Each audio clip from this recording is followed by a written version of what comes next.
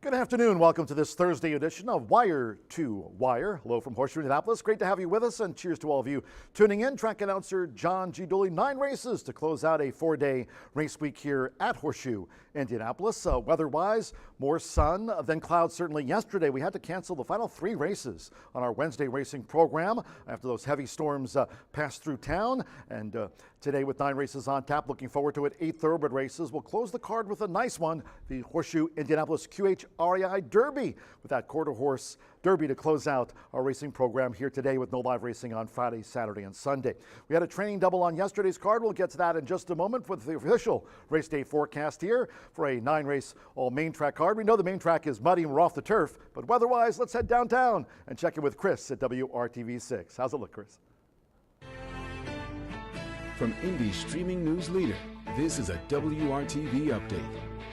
Thankfully, a much better day than yesterday. In fact, a lot of dry time this afternoon. Temperature readings holding near the 80s. We'll pick up a few degrees from 2 p.m. and beyond. Partly cloudy skies expected. We'll stay mild here as we head into the afternoon and dry through this evening. John, back to you.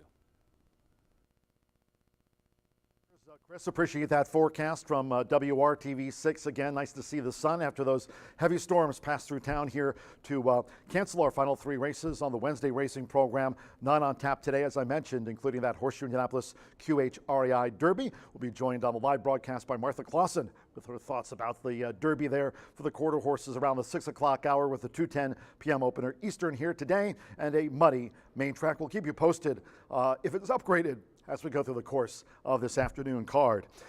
Mentioned yesterday, training double for Randy Klopp. In fact, winning the first 2 races on yesterday's card. Randy Klopp, the double, paid over $200, so not very often do you have the leading trainer, Randy Klopp, bring home some prize horses, but that was the case yesterday as we go back in time to the first Wednesday's card, and we take a look at that, and it was a close finish. Here again, rewinding to yesterday's opener, and watch that black cap of Hadley's Max. It had been Tay. Tay was 46-1, and Tay had led them a long way into the furlong grounds. On the outside was Lucky's Joy, and Hadley's Max absolutely threading the needle there under jockey Joe Ramos, the leading jockey here this season. Hadley's Max getting up in time, $31.60 for the meet leaders. Joe Ramos for Randy Klopp. There you see it. Nice long odds winner. Hadley's Max by a nostril in the opening sprint yesterday on that off track. Then we, about a half hour later, we went on to race 2, and it was another long odds winner for Randy Klopp. On the rail for Mitchell Morrow was Mr. Negativity. Tale of Fame, that was a 10-year-old, also in the same colors for Randy Klopp, but it was Mr. Negativity coming down to the final furlong with Spot on Justice. The outside horse broke just a beat slow, was roused up by Fernando Ledo Cruz coming past the 16th pole. But watch Mr. Negativity on the inside of Spot on Justice, absolutely digs his heels in. This horse was 6-1, bet on Mitch. I don't know about get rich, but certainly it was 6-1 on yesterday's card. You got rich if you bet the Klopp double, $202.60 for that 4-3 double on yesterday's card, combining Hadley's Max with Mr. Negativity. And again, Randy Klopp, the leading trainer here this season, in front of Gennaro Garcia, going into our 8-race thoroughbred portion of the program. And as I mentioned, we'll have that QHI Derby to close out the card here today from Horseshoe Indianapolis. Contest-wise, on Mondays we've got Dooley's Legends. On Tuesday, that Jockey's Agent contest back in 2025. Wednesdays are for winning for all of you racing Rachel's Warriors, and there's so many of you warriors out there tuning into racing from Horseshoe Indianapolis. And on Thursdays, it's the Exactamundo contest. It is ongoing through the middle part of next month. 10 preliminary rounds going through July 10th. And then we'll reach that July 17th Exactamundo final for the $1,200 top prize, the final for Exactamundo on Thursday, July the 17th. Talking about today's racing program, as I mentioned, 9 races on tap as we get closer to the 2:10 opener. Main track labeled muddy, no turf racing. It's been a tough week here at Horseshoe Indianapolis for our turf races. Again, Mother Nature certainly playing her hand, and we've been off the turf this week here at the track. Hopefully next week, today a nice day. We'll have no live racing here Friday, Saturday, and Sunday, and see what next week's racing has in store for us as far as the turf races go. So just remember, no $1 horseshoe hat trick, all turf pick 3 on today's main track card, and the main track labeled muddy. But taking a closer look at a couple of the races on today's racing program, thoroughbred wise, in the second race here today, there are race number 2, there's a jockey change for the 1 Unbridled Divine to Fernando Ledo Cruz, and there are no scratches in that second race starter sprint. And we have University of Arizona intern here this year, Nathan Klein. He's joining us here, learning more about the sport of thoroughbred racing. He's already called some races. Next week, we'll have Nathan in the booth as well. But today's Nathan Notes talking about the Honey Red, the number 6 horse. Now, this is Joe Ramos for Randy Klopp. We saw what they did yesterday. Randy Klopp taking out that $202 early double on our Wednesday racing program with Hadley's Max combining with Mr. Negativity there. But Nathan's notes about Honey Red. This is a 3-time winner. And Nathan pointing out that Honey Red has won 2 straight races by a combined 11 1/4 lengths. So for Randy Klopp, here's one that's certainly been in good form, going for a hat trick of wins over 2 seasons here at Horseshoe Indianapolis. Second start of 2025, going back to 2024, has that win. Will it be 3 in a row for Honey Red? 4-1 on the morning line to take it out for leading jockey Joe Ramos and leading trainer Randy Klopp. The first of Nathan's notes, and also pointing out in the 7th race, that maiden race here on the card. As we take a look at that in your track program, it's off the turf, race number 7. And here's this Nathan's note about the fact that number 2, Unbridled Hero, that's a 9-race maiden, and also number 5, Forever Greedy of Hannah Leahy riding for Tiana Richardville, having a nice meet. They're the only horses with top 3 showings on a wet track. So with the 7th race coming off the turf course, the maiden will be run on the main track at 1 mile and 70 yards. As I mentioned, no $1 horseshoe hat trick, all turf pick 3. Good to Nathan to point out that Forever Greedy certainly has been more consistent on a wet track, and that's the case today. Muddy track in advance of the 2:10 opener. And again, if the track is upgraded, we will keep you posted into any change of track condition as we go through the course of the afternoon. No live racing here tomorrow, but Horseshoe Indianapolis Casino open 24/7. Maybe you want to get a bet on tonight on the Pacers. I mean, it's do or let's do it. Yes, sirs. Playing at home, Gamebridge Fieldhouse for Game 6 of the NBA Finals against the Thunder. Certainly rooting the home team on. And tomorrow here at the track, tomorrow night, in fact, 7 o'clock, you can head outdoors, hopefully nice weather, for our summer concert series. It is Stella Luna and the Satellites. They'll be headlining trackside here tomorrow at Horseshoe Indianapolis. A high-energy band here in the Hoosier State. Freak Summer Concert Series continues here at the Shoe. That is tomorrow night at 7 p.m. featuring Stella Luna and the Satellites. Also want to mention, everybody, fast approaching, looking forward to the 4th of July holiday weekend, and July 5th, it's the big day of the season, Indiana's biggest day of racing here thoroughbred-wise. We got the Dan Patch, looking forward to that, watching that action from Hoosier Park. But we'll be underway with the Indiana Derby on Saturday, July 5th. We'll have that special post time of noon. If you'd like to make your clubhouse reservations for the Indiana Derby and Indiana Oaks Day, reach out to Beth at 317-421-8801. There's last year's winner, Dragoon Guard, carries the famous Judmont colors, has come back already with his first start of his 4-year-old campaign for Brad Cox. Jockey Florent Giroux, that start for last year's Indiana Derby winner, was under the Twin Spires at Churchill Downs, who will be the 2025 Indiana Derby champion. Make your reservations now by calling Beth at 317-421-8801.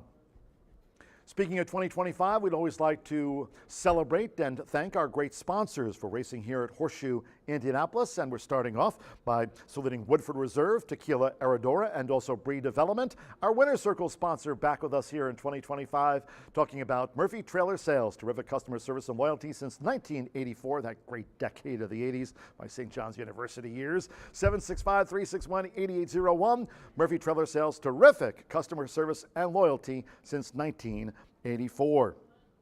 Also, our Winner's Circle and Starting Gate sponsor back with us again, sponsorship-wise this year, B&H Electric. They've got locations in town, Seymour and Bloomington. You can reach out to B&H Electric on the web at www.bh-electric.com. Indiana's Giant Hubler with us here in 2025. We'd like to thank them. They've got those great trucks. If you'd like to check them out with a sticker price on the apron here, Indiana's Giant Hubler. They've got locations in Shelbyville and Franklin, on the web at drivehubler.com.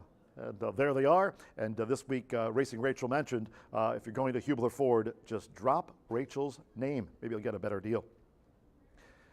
Social media-wise, we have you covered here on X, also on Instagram and on YouTube with our channel. But talking about X, you can reach out to me. I've been following certainly all things Royal Ascot this week, that premier racing meet over in England as they wrap up another day 3 of the Royal meeting there at Ascot. You can follow me on X at John G. Dooley. Racing Rachel, she'll be along later today. She's also joining the crew talking about America's Day at the Races, where they're on Fox Sports along with racing from the Belmont Meet at Aqueduct.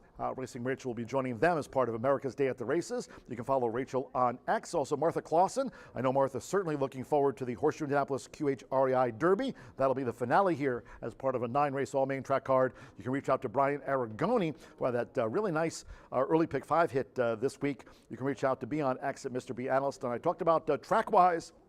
We've got you covered too on X at HS Indy Racing, also on Instagram at Horseshoe Indy. And do subscribe to our YouTube channel.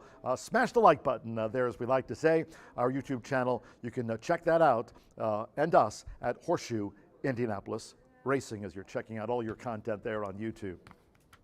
So really looking forward to our 9-race program here today. Again, then maybe you're heading down to Gainbridge Fieldhouse. So certainly sports bets on here at Horseshoe Indianapolis Casino, open 24/7. But a big game for the Pacers against the Thunder in Game 6 of the NBA Finals. Here today, certainly our 9-race card. We've got 8 thoroughbred races, granted all main track card. But if you were here yesterday, certainly that heavy storm blew in, forced the cancellation of races 8, 9, and 10. We did have a couple of quarter horse races carded yesterday to wrap up the program. Looking forward to seeing those by Chris Polzin, Chris Kamak, his assistant. Those races coming back at a later date here in the entries at Horseshoe Indianapolis. But today, that nice Horseshoe Indianapolis QHRAI Derby to close out the racing program with a muddy track. Again, we'll keep you posted insofar as the main track condition goes here today. It is muddy, getting closer to the 2 o'clock hour, but with a tailwind for the Horseshoe Indianapolis QHRAI Derby. Looking forward to calling that one as we wrap up a 9-race card and our 4-day racing week here today. We're just about 32 minutes away from the first of the day here. That starts off the 50-cent early pick 5. We'll take a quick commercial break here on this Thursday, end of the week for us, edition of Wire to Wire. When the program returns, you'll be joined by racing analyst Brian Aragoni talking about the 50-cent early pick 5. Back with Brian right after this commercial break on Wire to Wire.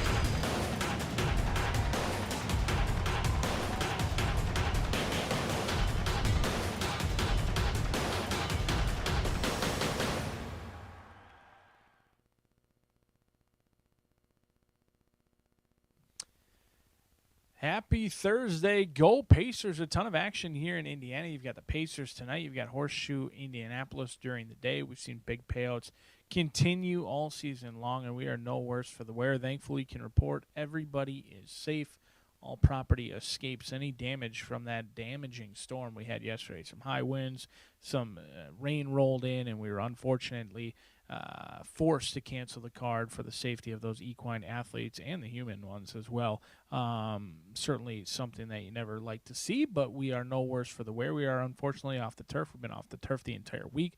I can assure you that it is still there. It's still beautiful, and it's still one of the nicest turf courses in the country. We kick off 11.99% takeout, pick 5 on a muddy main track. Look for that track condition to be upgraded throughout the day. Yesterday we started at muddy, wet, fast, then eventually touched fast before the downpour came in. But let's take a look at this field in this early pick 5, a mile and a 16th. I thought both sequences were challenging. In fact, I think the late fire 5 is darn near impossible. That late fire 5, we're off the turf. It looks void of a single. I didn't see any horses that jumped out that I absolutely love or am fascinated by. So let's take a look at race number 1, a race that I think you could easily go deeper. Not because, you really should go deeper. You probably shouldn't. You have to take stands somewhere, but not seeing a lot of confidence in here. I'm not feeling very confident. If there was dartboard Darl like John the Mickelson Mouse used to do, it would be this race. All horses made their way down to the claiming ranks. Some have been trying it for much longer than others. There's just not a lot of form to go off of, and I'm not convinced that any of them truly actually want to go 2 turns. So we're going to go 2, 3, and 6. Again, this is a race I would recommend you handicap and see for yourself. Joe Davis and Joshua Romero is actually taking a lot of the love right now, not on the ticket in here at 2-1 off that 7-2 morning line. The 7-pound apprentice 0 for 6 with a second-place finish, and that second-place finish did come going around 2 turns. Just didn't really run much at all last time out. We'll see how that plays out. But 2, 3, and 6 in race number 1. Race number 2, kick off the $1 minimum, pick 4, 15% takeout, optional claimers in here, 6 furlongs. And I happen to love myself a mare in here, Honey Red, 3 wins from 14 starts.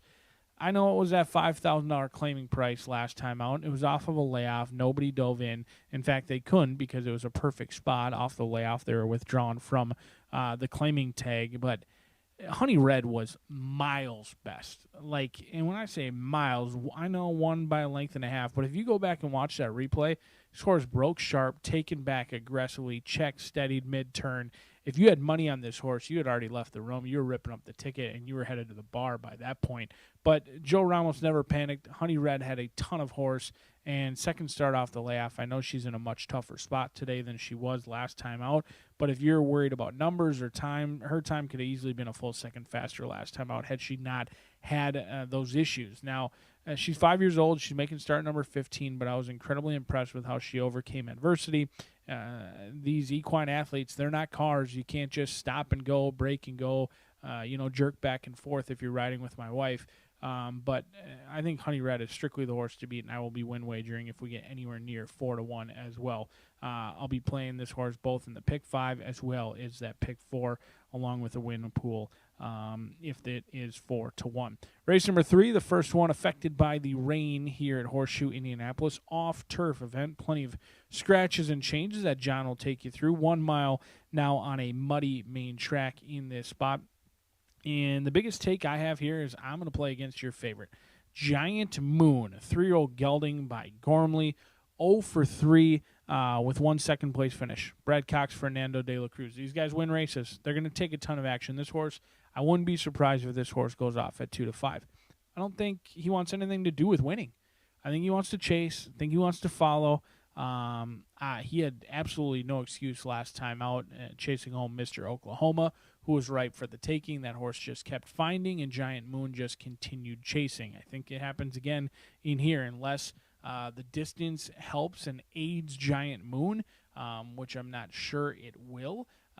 They have waved the white flag going from Maiden Special Weight down to Maiden claiming prior to even trying 2 turns at the Maiden Special Weight level. So I don't think this is a case where they had 2 turns in mind all the way along. They kind of knew what they had in the mornings, tried Maiden Special Weight, tried Maiden 50, boom, in at the bottom. A play against for me, Giant Moon. There are red flags all over. The horse will probably win by a pull. When I don't like a favorite, it usually wins. You can usually bet the bankroll, bet the mortgage, whatever you want to do. It does often win. But I think 1, 7, 9, or 10 in here deserve a look. Everyone's going to be keying in on the 11, the only horse who wanted to be on the main track. But how about Hope for Glory? Manny Esquivel, Chris Davis could be the speed of the speed predecessor. McKenna Anderson, she hasn't gotten too many chances here at Horseshoe Indianapolis since losing her apprentice weight. She goes out for Steve Asmussen, and well, Asmussen has been fading here recently at Horseshoe Indianapolis. This would be one where you kick yourself saying, how did I leave off Steve Asmussen in a main track only with a horse like Predecessor that he both owns and trains? I think he could bounce back in a big way in here. 1, 7, 9, and 10. Race number 4, we kick off that late fire 5. We've got Maiden special weight, scratch the 5 and 6 out of this event. First-time starters mixed in with horses with experience. The confidence is fairly low. The one thing I do know is I was able and fortunate enough to see Mischief Mania's 2 workouts. If you have never visited, and I am not paid to say this, KentuckyBred.org and go to their workout videos, you can watch them for yourself. Now, workouts aren't as much of a separator as they used to be. Everyone's got those DRF workouts now. They're not as elite. You used to have an advantage. They don't provide an advantage that they used to in most circles. However, KentuckyBred.org does allow you to see first-time starters before they debut. This horse has been working out at Churchill Downs, $300,000 purchase at Keeneland's sale in September of last year, debuting here. That's not an issue. Brad Cox has debuted some very, very nice horses. In fact, and the name is escaping me right now, but just lost for the first time in her career up at Saratoga or Belmont, whatever you want to call it, but actually debuted at Horseshoe Indianapolis and was previously undefeated in a Breeders' Cup winner. So that's not the issue. The issue is I do not like what I see in those morning workouts. Went from the gate with 3 horses, 2 of them from other barns, and got absolutely pummeled in that workout. The second one was significantly better. Could be any type in here, but you get the drift. At 6-5 would be my guess for Mischief Mania. I think there's others to take a look at. How about Q's Top Notch? 4-1 on the morning line. You've got an Indiana bred in against Open Company. Yeah, you think that's questionable, but when Gennaro Garcia does it, it means he wants to see how good this 2-year-old is. And many times, the Indiana bred has faced Open Company and has come home and won by the length of the stretch. He's also got the 7-pound apprentice aboard who has been given some very nice horses here recently and will assist with the price. And then Wedge could be any sort. Unfortunately, there's no workouts for Wedge. Sometimes when there's no workouts, that is intentional for whoever is taping them to keep it to themselves. But the mare was a stakes winner of $294,000. There is one sibling. I usually don't like the first foal, and that lone sib leads into that. The lone sib is not one to write home about, but OXO Equine, they can get a horse ready to rock and roll. I'm interested or curious by the Illinois bred, Illinois Red. This is an Illinois bred who could be running over at Hawthorne for their stakes competition over there, and ships in here and draws the eye of Mitch Merle. That's the separator. Many people are going to be using the 3 and the 8 for sure. They're going to use the 3 and the 8.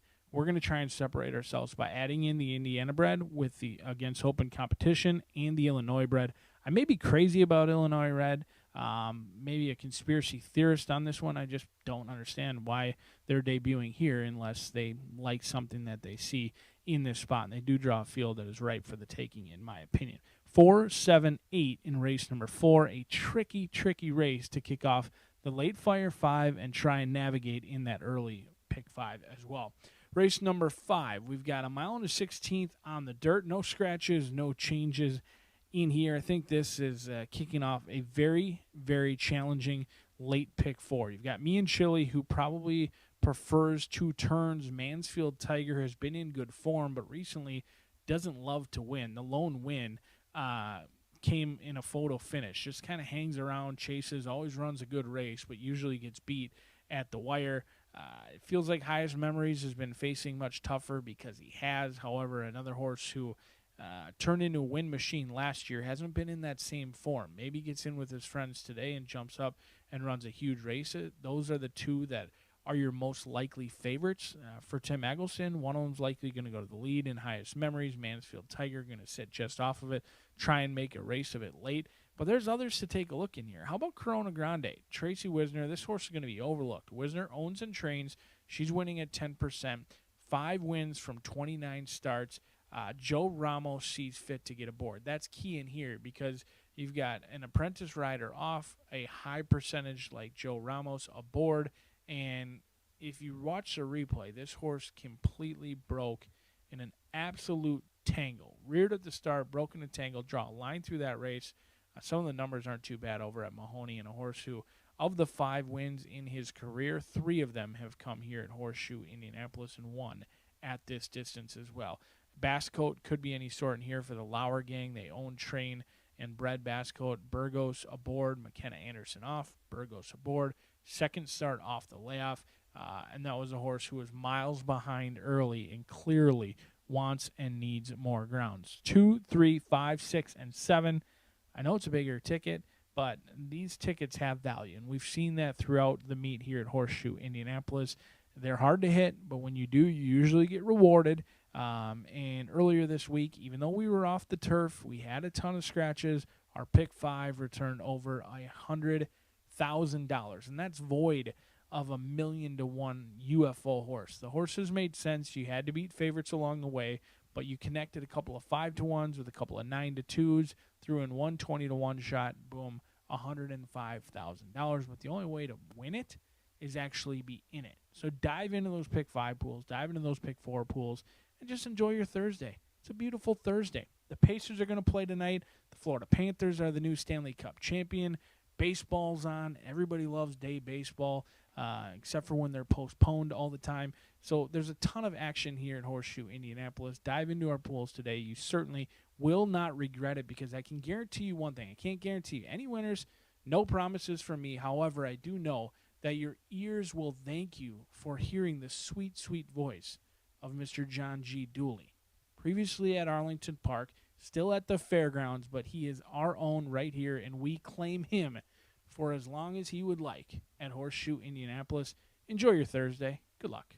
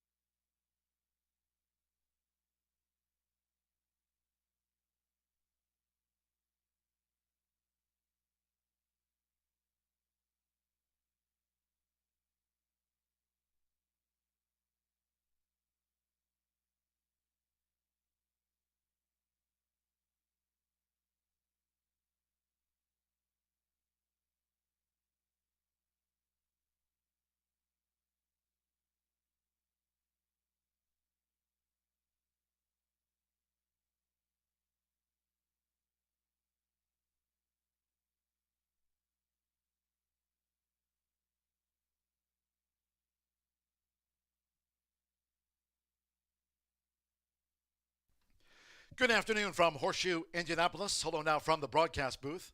Track announcer John G. Dooley. 9 races carded to wrap up the race week here. All main track card were off the turf. Main track labeled muddy to start. sun and clouds, upper 70s, main track muddy. If you have your programs close by, let's take a look at the changes and corrections on today's racing program. In the opening maiden, there are no scratches. Number 1, Crab Crunch, a jockey change to Andres Calleja. Andres Calleja will ride number 1, Crab Crunch. Number 5, Rocadora, add 1 pound to the listed program weight. All 6 run in the maiden opener. Race 2 starts the $1 early pick 4 off in the sprint. No scratches. Number 1, Unbridled Divine, a jockey change to Fernando de la Cruz. Fernando de la Cruz on 1, Unbridled Divine in race 2 of our 9 today. Turning to the third, off the turf, the maiden will now be run on the main track over the flat mile. Scratch 2, Pudding Lane. 3, Diver. Take out the 4, Atomic Snow. Scratch 5, Against the Wind. 12, Jackrabbit. 13, Franklin Wilder. And the 14, Bound to Succeed. 11, Giant Moon, entered by Brad Cox as a main track only, will run. Giant Moon, the number 11, runs in the maiden mile. Scratch 2, 3, 4, 5, 12, 13, and the number 14. Number 8, Commander's Coin. There's a jockey change to Andres Calleja. Andres Calleja pick up another call on the 8, Commander's Coin on the card. In the 4th race, maiden juvenile sprint, scratch the 4, Q's Top Notch, 5, King Arturo, and take out the 6, Dreaming Perfect. There'll be no superfecta wagering. No superfecta. Scratch the 4, 5, and the number 6. Number 1, Alejandro's Town, add to the ownership Hope Andia. Hope Andia, added to the ownership of the 1, Alejandro's Town. Number 7, Illini Red, is a first-time gelding. First-time gelding, 7, Illini Red in the maiden juvenile. That starts the 50-cent late pick 5. Race number 5, there are no changes. In the 5th at 4:14, all 8 run. On to the 6th race we go. Another off the turf. Race 6, the starter, will be run on the main track at 1 mile and 70 yards. Scratch 2, Timeless Rose. 5, Bijou Baby. Take out the 7, Molly's Rose. 10, Ms. Temptation, and scratch 11, Lady Blake. With those scratches, no pentafecta wagering to be featured. No 10-cent grand high 5. Scratch the pentafecta. Take out numbers 2, 5, 7, 10, and the number 11. In the 7th race, the maiden off the turf. This will now be run on the main track at 1 mile and 70 yards. Scratch 7, Mackie. 8, Porky Is My Name. 9, Norris Fireball. And take out the 10, Hot Black Coffee. 13, Sir Xander, and 14, Engine Soul. Both draw in. Sir Xander, Engine Soul, the 13 and the 14, draw into the maiden. And a jockey change for number 12, Sathwick, to Andres Calleja. Waive the apprentice allowance, corrected weight 120 pounds. Andres Calleja will ride number 12, Sathwick. In the 8th, carded for the mile. There are no scratches. Number 1, What's to Do? A change of jockey to Fernando de la Cruz. Fernando de la Cruz rides number 1, What's to Do? Number 2, Timeless Glory, corrected weight to 119 pounds. 119, that is a corrected weight to be carried by number 2, Timeless Glory in the mile. And in the 9th, closing the card today with the Horseshoe Indianapolis QHI Derby. Over the 400 yards, muddy track at this hour with a tailwind. Here, scratch number 5, Dragon Dynasty. Number 5, Dragon Dynasty has been scratched. 11, RR. Lot of run for Robin draws in and will break from post position number 5. Number 11, RR. Lot of run for Robin draws in, breaks from post position number 5. Number 1, Checking Me Out. Make the jockey A. Serran. A. Serran on 1, Checking Me Out. Closing the card in the race week here with the Horseshoe Indianapolis QHI Derby. There a look at the changes and corrections on today's 9-race all main track program. Again, just to note, No $1 horseshoe hat trick, all turf pick 3. Rothy turf course, muddy main track, sun and clouds, and in the upper 70s. Maiden's being saddled for the first of the day. Starts the 50-cent early pick 5. There's a look at Get Me 1-2. Right now the 3-2 first favorite being saddled up by the connections of Get Me 1-2. Make it a great day with us here at Horseshoe Indianapolis.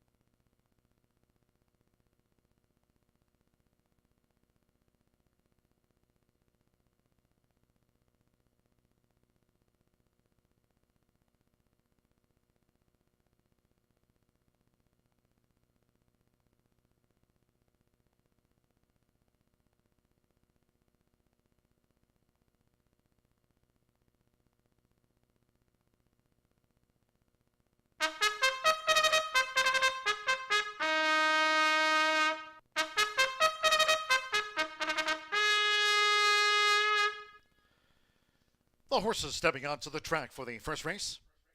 This race will be run at a mile and a 16th, a field of 6 in the maiden. No scratches, number 1, Crab Crunch. Note the jockey change to Andres Calleja. Andres Calleja on 1, Crab Crunch. Race 1 features exacta, trifecta, superfecta. Double pick 3. Maiden starts the 50-cent early pick 5 on an all main track card. We're off the turf. Once again, the main track is muddy. 2 minutes to post time. 2 minutes.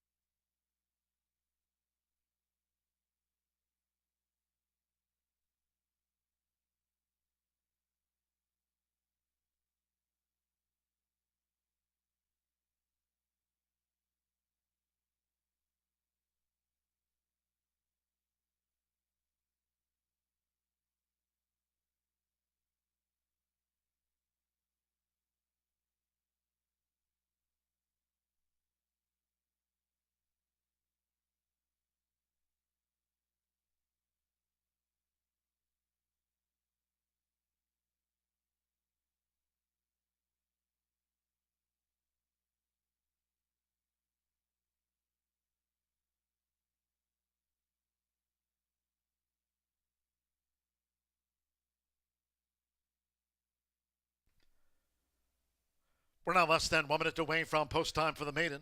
Starts the 50-cent early pick 5. Main track muddy. Less than 1 minute.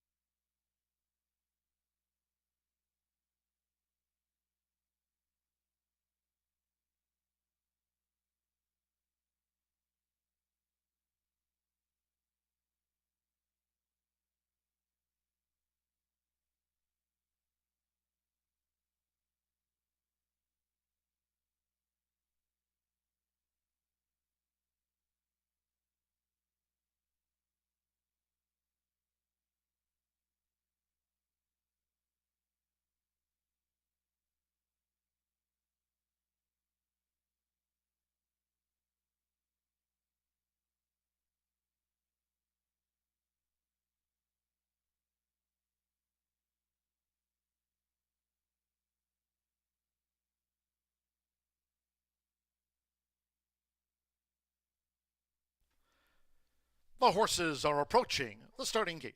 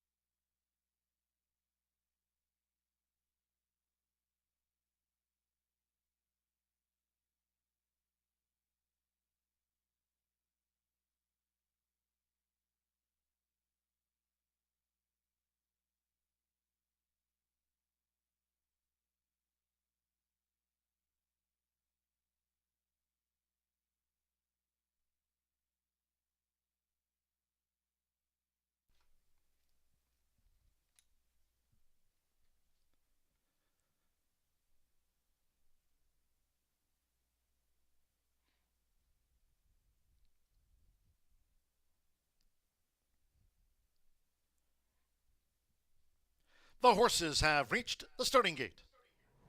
It is now post time. They're going in. Andres Calleja with Crab Crunch.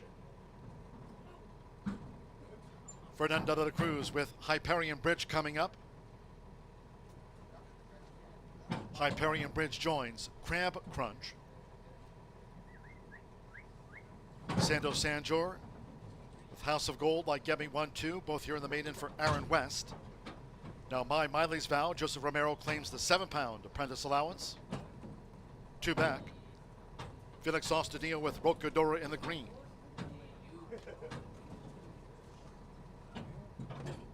Over the mile and a 16th, one more. Sammy Bermudez and 7-time started Get Me 1-2.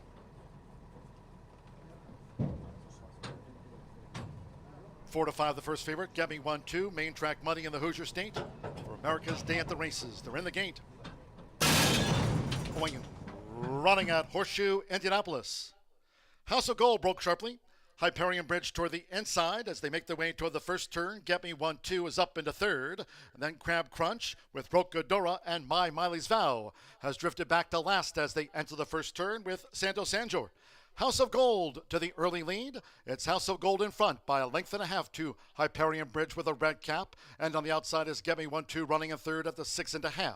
It's a break of 7 more to Crab Crunch, who's running in fourth. Then Rocadora and My Miley's Vow trails here in the Thursday opener.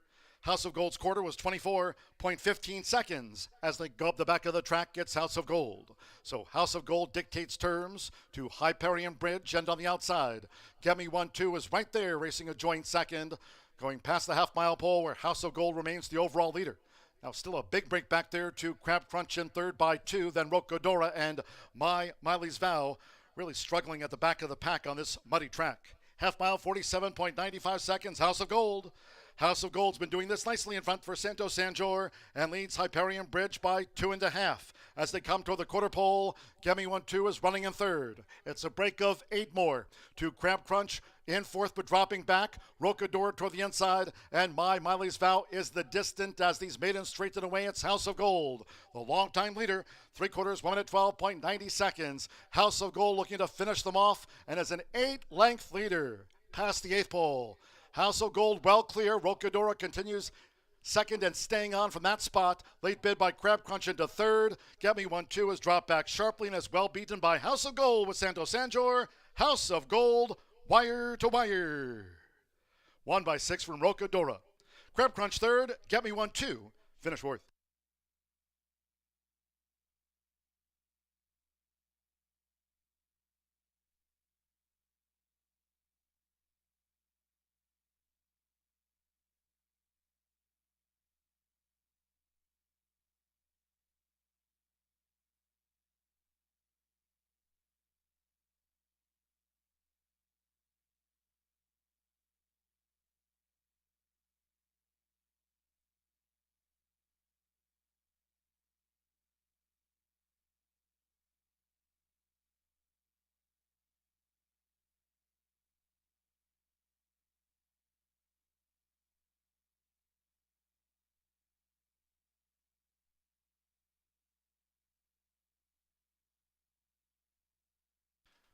146.19 after the maiden.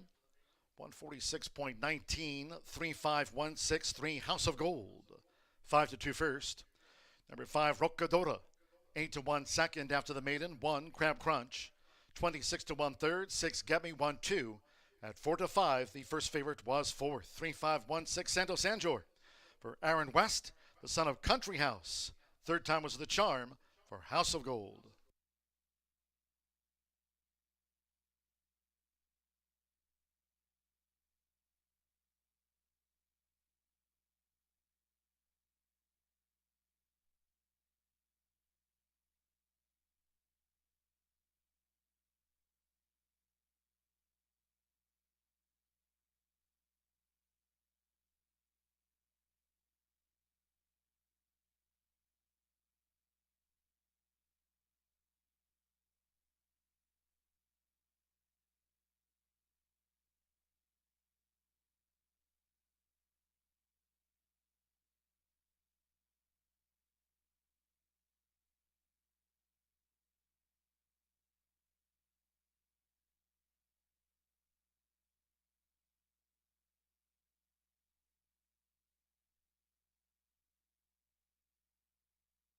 Stepping into the Murphy Trailer Sales Winner's Circle, the 3, House of Gold with Santo Sanjor.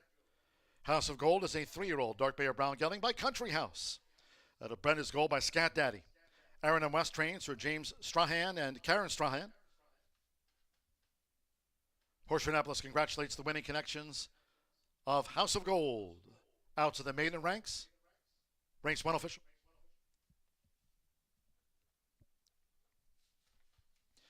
The 3-5 exacta paid $48 even.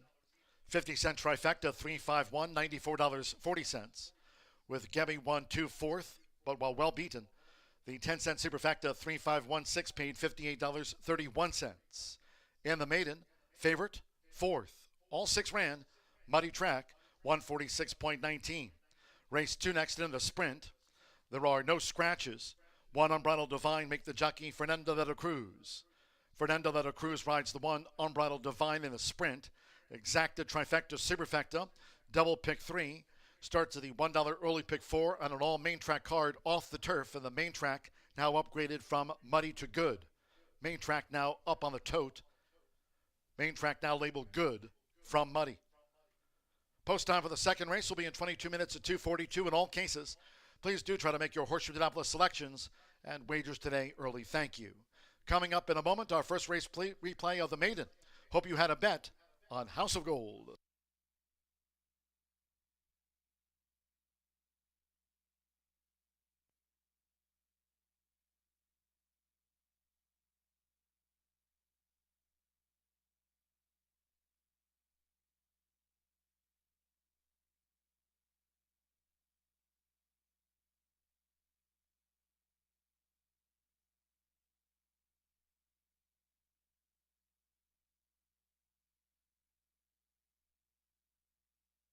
Gained.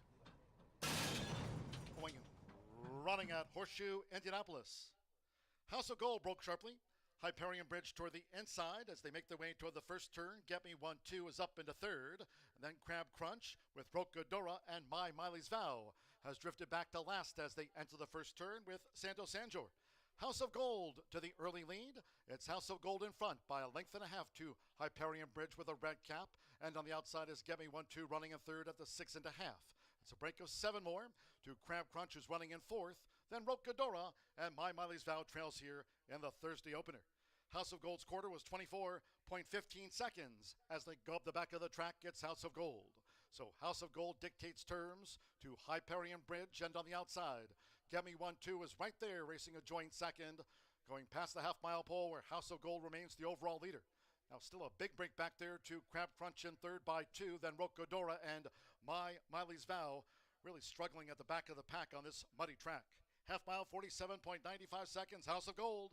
House of Gold's been doing this nicely in front for Santo Sanjor and leads Hyperion Bridge by 2.5. As they come toward the quarter pole, Get Me 1-2 is running in third.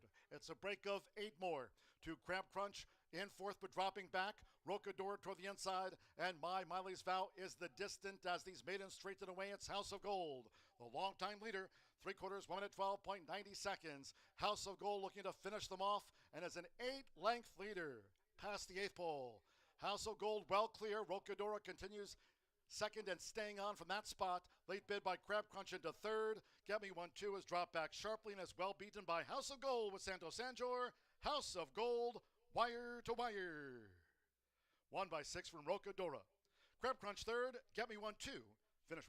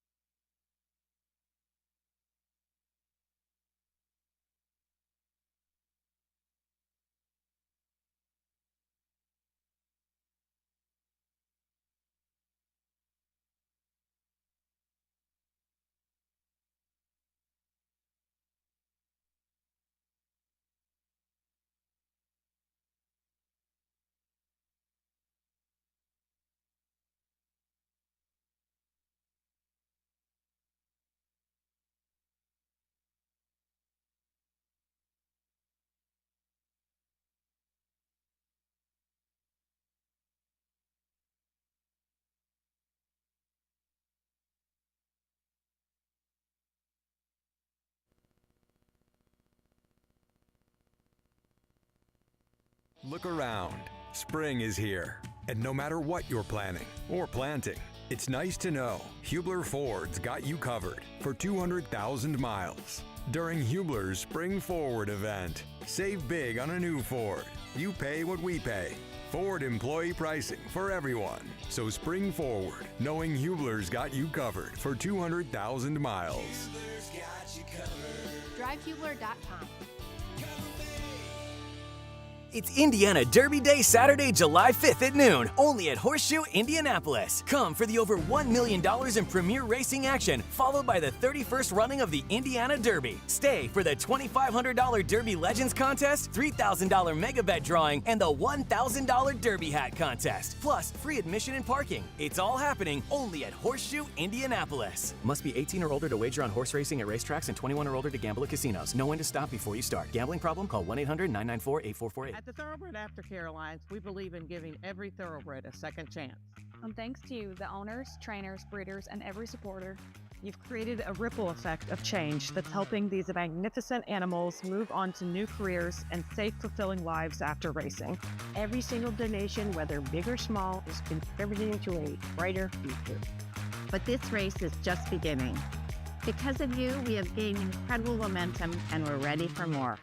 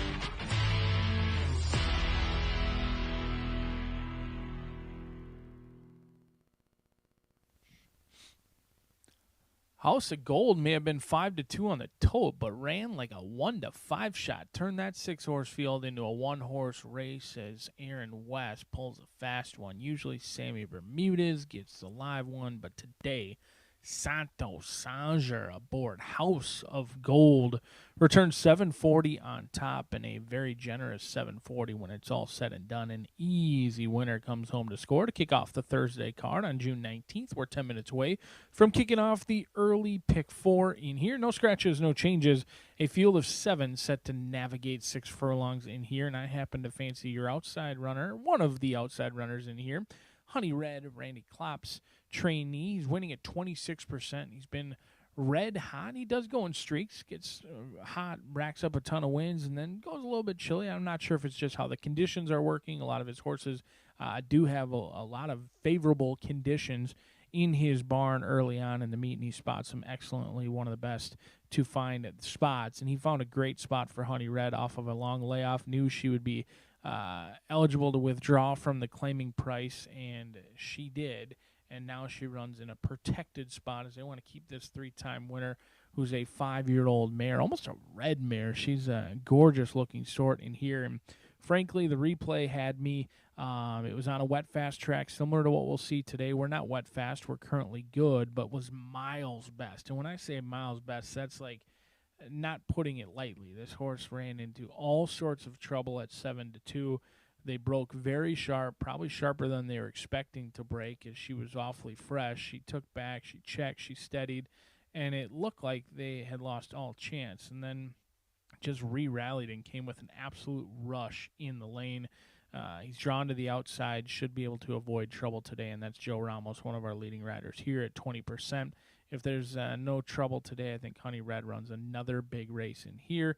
I'm going to single in my pick 5, pick 4, and a win bet if we get anywhere near that 5-2 projection right now on Honey Red. But don't overlook that the waters do get significantly deeper in here. Let's not kid ourselves. That was a non-winners of 2 claiming 5,000 in against much tougher competition, and that competition could come from your inside runner, who's a 5-year-old gray mare, Unbridled Divine, a 4-time winner, and with a win today would push those earnings up ever so closely to 6 figures, and feat that not many owners and horses ever get to in their career. Third start off the layoff. This could be one who's sitting on a good one, and she is certainly not facing any Little Gin and Classes in here, getting a ton of class relief.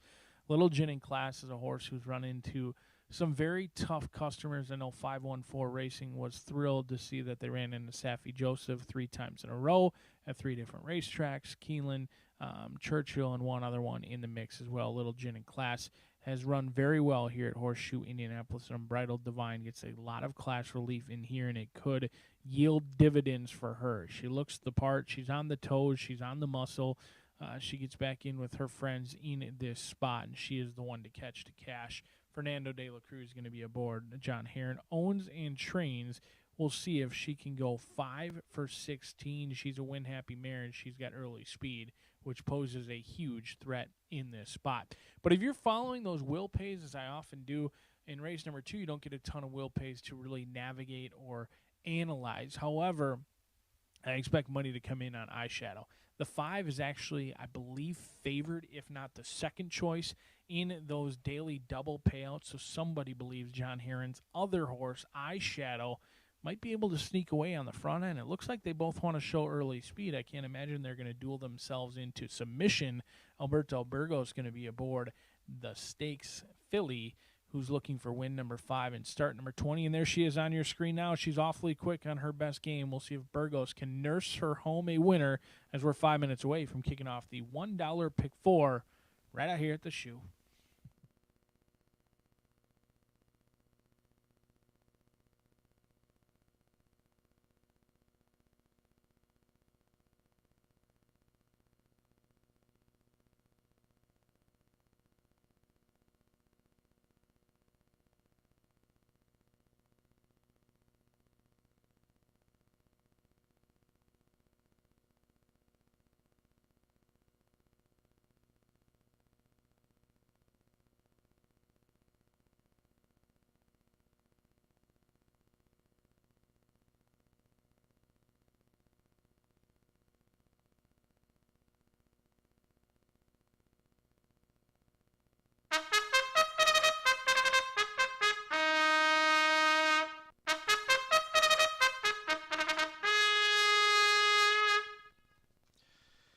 The horses call postword for the second race.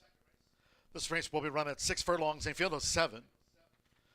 Number 1, Unbridled Divine, a jockey change. There it is to Fernando de la Cruz. Note Fernando de la Cruz, change of rider for the 4-time winner. The 1, Unbridled Divine. Exacta, trifecta, superfecta. Starter sprint starts off another rolling double, pick 3 in the $1 early pick 4 on an all main track card. The main track now labeled good. 3 minutes to post time. 3 minutes.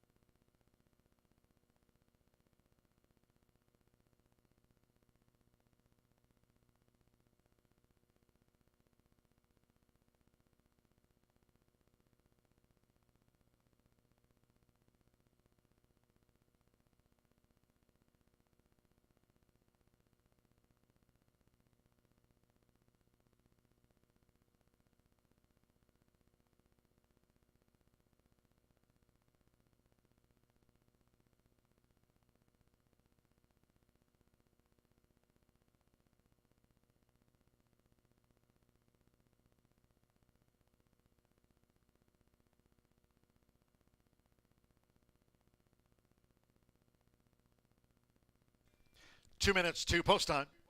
2 minutes.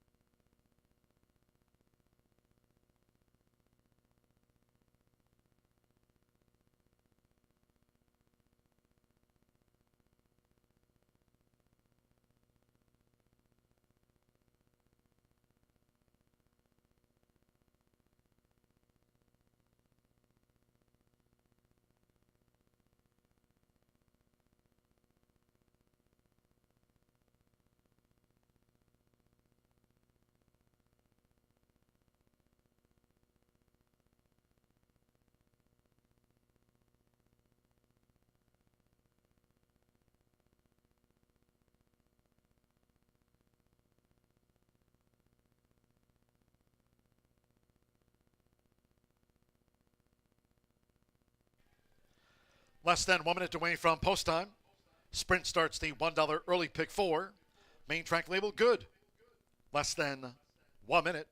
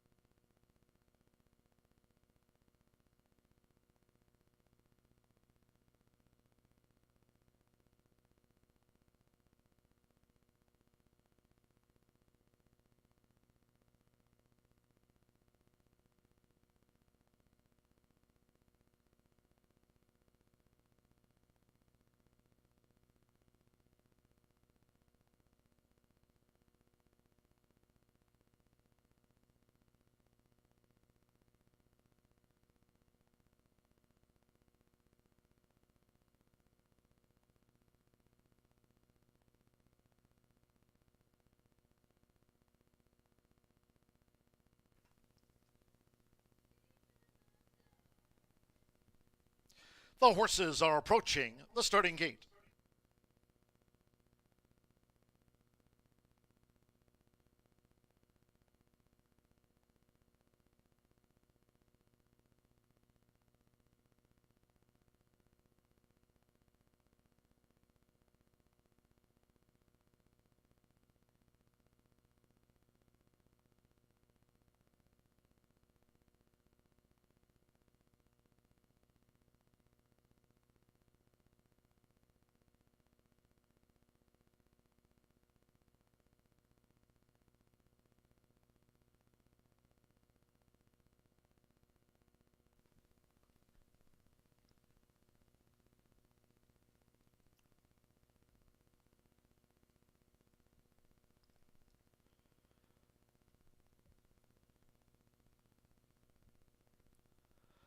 The horses have reached the starting gate.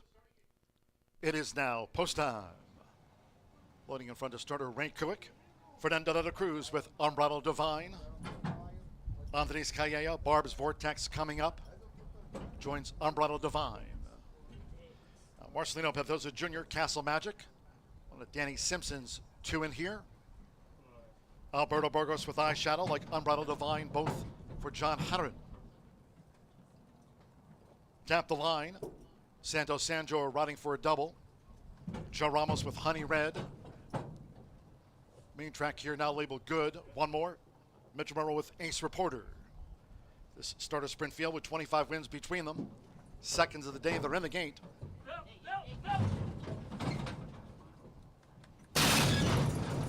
And they're off. Eyeshadow, Honey Red, Ace Reporter up there on the far outside, and the gray is Unbridled Divine. It's Eyeshadow. So with those red blinkers, Eyeshadow focused on getting the lead and is in front of Ace Reporter, who's now pressing the pace with Unbridled Divine, tracking them from third by a half length. On the outside is Castle Magic running in fourth, with Honey Red fifth, going past the half-mile pole. Let's break a six more to Barb's Vortex and Tap the Line trails over this now good track as they enter the far turn. The quarter for Eyeshadow, 22.32 seconds. With Alberto Burgos, it's Eyeshadow, who leads around the far turn from Ace Reporter, who continues to pursue. Unbridled Divine with a bid toward the rail. Castle Magic is coming up on the far outside, and Castle Magic is picking up. It's Eyeshadow past the quarter pole. Honey Red is the wide out. Barb's Vortex and Tap the Line is last. Top of the stretch. Half mile, 45.80 seconds. Up the rail for Fernando de la Cruz. Unbridled Divine has taken a lead with one furlong to go. Eyeshadow led but has dropped back. Ace Reporter, and on the outside is Barb's Vortex with a late run. They're close to home. It's Unbridled Divine. Ace Reporter, Unbridled Divine. Unbridled Divine gets the result by 2. From Ace Reporter with Barb's Vortex, Honey Red back and forth.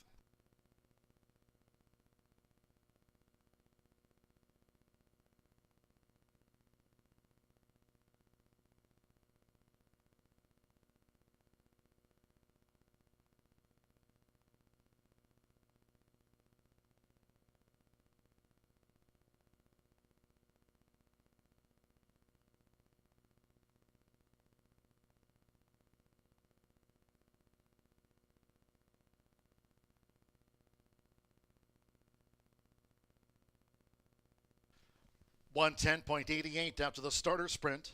110.88, track good 1. Unbridled Divine 4-1 first. Second photo. Second place up to the judges. Hold all tickets until official. Fernando de la Cruz picks it up for John Harron. 5-year-old mare Unbridled Divine with a 5th career win and a 4-1 to start the early pick 4.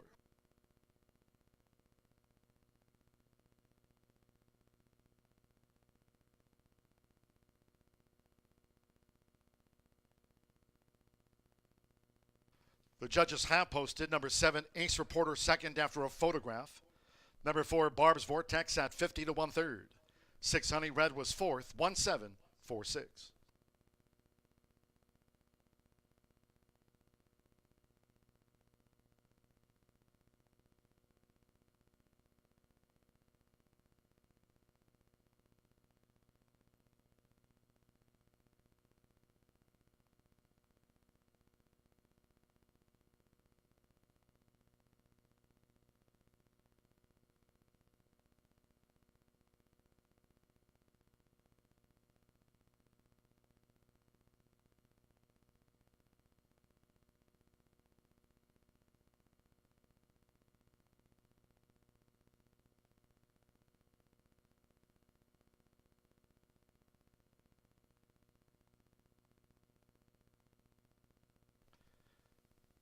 Stepping into the Murphy Trailer Sales winner circle, the 1, Unbridled Divine, with Fernando de la Cruz.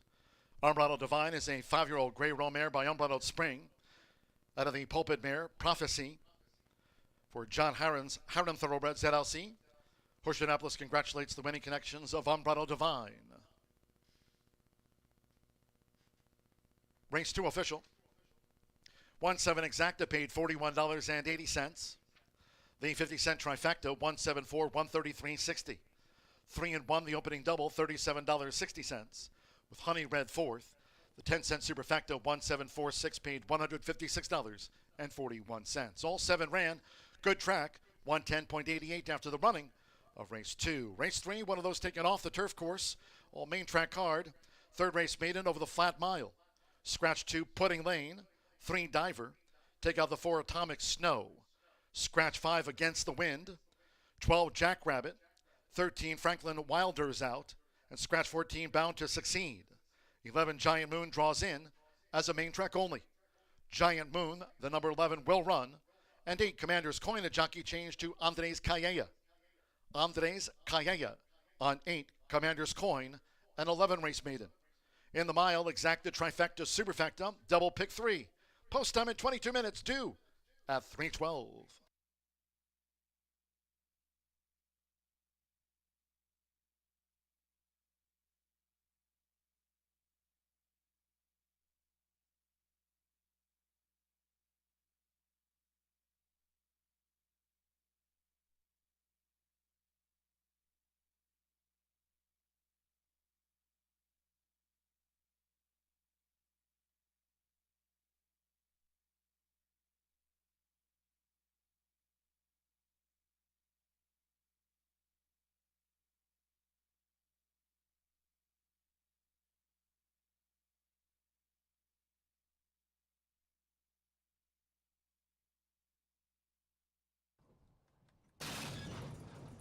And they're off. Eyeshadow, Honey Red, Ace Reporter up there on the far outside, and the gray is Unbridled Divine. It's Eyeshadow. So with those red blinkers, Eyeshadow focused on getting the lead and is in front of Ace Reporter, who's now pressing the pace with Unbridled Divine, tracking them from 3rd by a half length. On the outside is Castle Magic running in 4th, with Honey Red 5th, going past the half-mile pole. Let's break a 6 more to Barb's Vortex and Tap the Line Trails over this now good track as they enter the far turn. The quarter for Eyeshadow, 22.32 seconds. With Alberto Burgos, it's Eyeshadow, who leads around the far turn from Ace Reporter, who continues to pursue. Unbridled Divine with a bid toward the rail. Castle Magic is coming up on the far outside, and Castle Magic is picking up. It's Eyeshadow past the quarter pole. Honey Red is the wide out. Barb's Vortex and Tap the Line is last. Top of the stretch.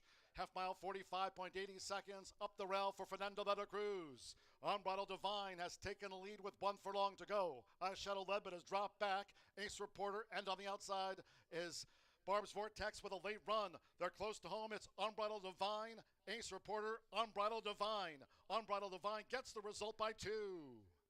From Ace Reporter with Barb's Vortex.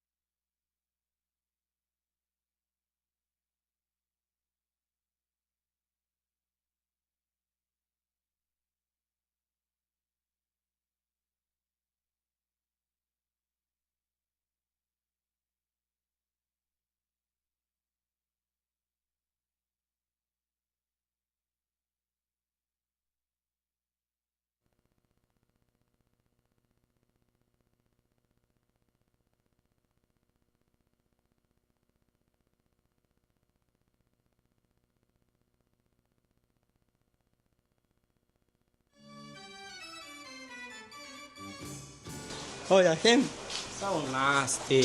Hey. What? Who's the funniest jockey in the jock stand? Funniest? Oh my gosh. I'm gonna go with Joe Ramos. Elias? Who's the funniest? Elias? Yeah. Elias is the funniest? Yes.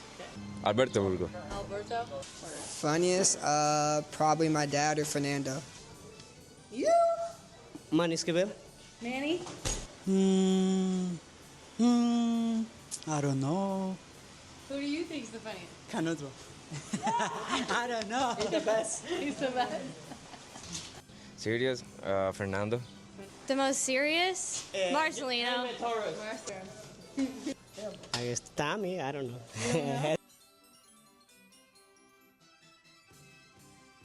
Who's the dirtiest jockey in the jock stand?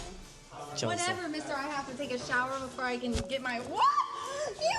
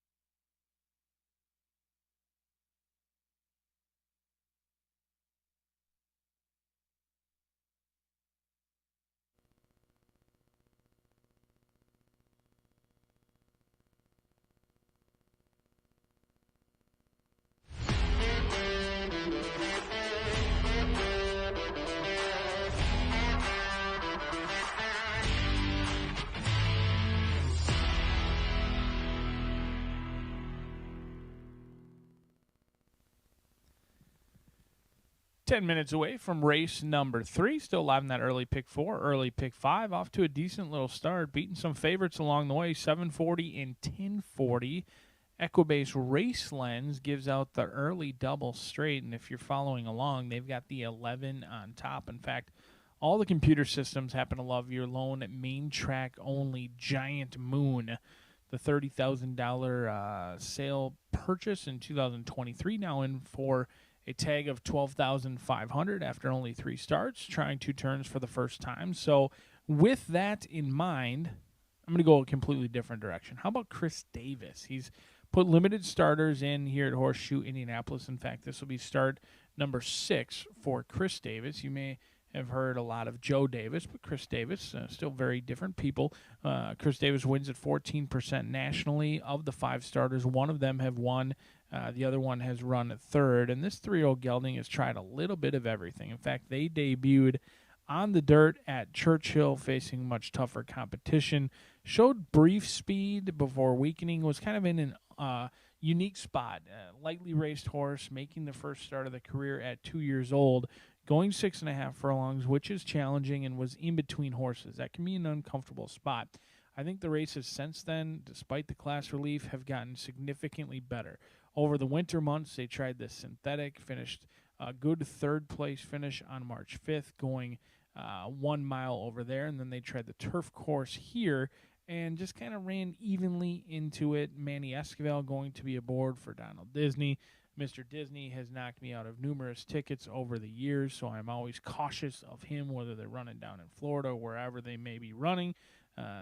Donald Disney always seems to give me fits, but he won't today because Hope of Glory seems to be the live long shot that I fancy most in here with Manny Esquivel aboard. And it should be noted, Manny almost blew up our tote board yesterday. He had a 46-1 that got nailed on the line. They drew the inside post, showed a ton of good early speed, and when Manny Esquivel gets aboard, regardless of if it's a favorite or a long shot, you must pay attention. He almost did it yesterday with Tay, and I'm hopeful he can almost do it in here with Hope of Glory.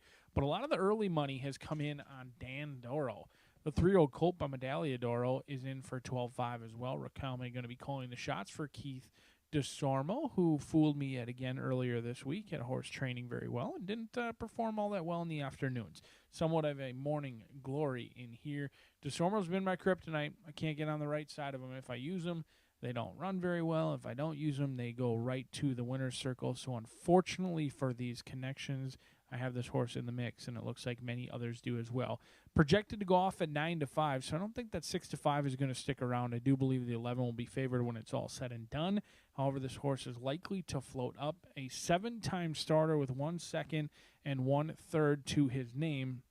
He has been running in some very tough one-turn miles at Churchill Downs. Those one-turn miles are challenging at Churchill because they require both a ton of speed and stamina, so kind of a mix of both. So I expect this horse to be alert early on, could be your pace setter, has shown a willingness to pass horses in the lane, did so at the fairgrounds going 6 furlongs where they passed 3 horses in the lane, so doesn't necessarily need the lead, but I do think they'll be prominent up front, currently favored, but I think will ultimately be your second choice. How about predecessor? McKenna Anderson going to be aboard with Steve Asmussen as he owns and trains the 3-year-old colt by Tappet. 0 for 7.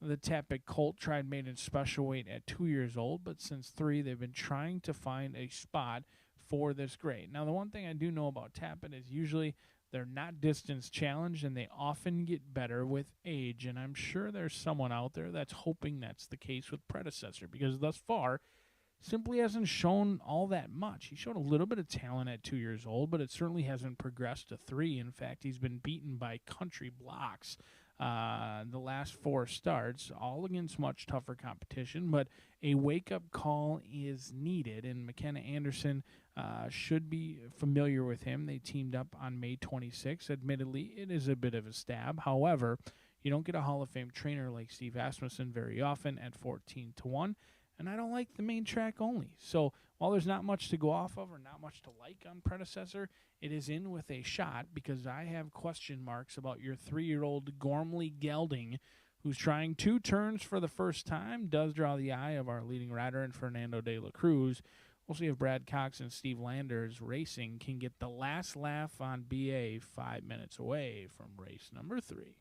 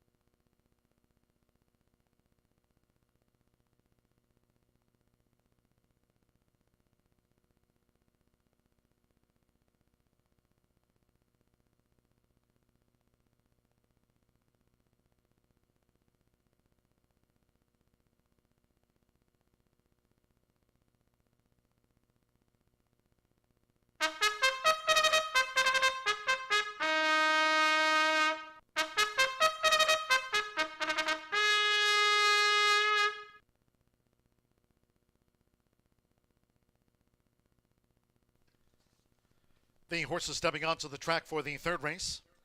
This one of three taken off the turf course. All main track card, track good over the mile. Scratch the 2 Pudding Lane, 3 Diver for Atomic Snow. Take out the 5 Against the Wind, scratch 12 Jackrabbit, 13 Franklin Wilder, and the 14 Bound to Succeed. Scratch 2, 3, 4, 5, 12, 13, and the number 14 all have been withdrawn. 8 Commander's Coin, note that jockey change to Andres Calleja. There's the jockey change, Andres Calleja rides the 11 race maiden, the 8 Commander's Coin. Main track good, exacta, trifecta, superfecta. Double. The maiden mile starts another rolling pick 3 on the card. 3 minutes to post time. Off the turf, 3 minutes.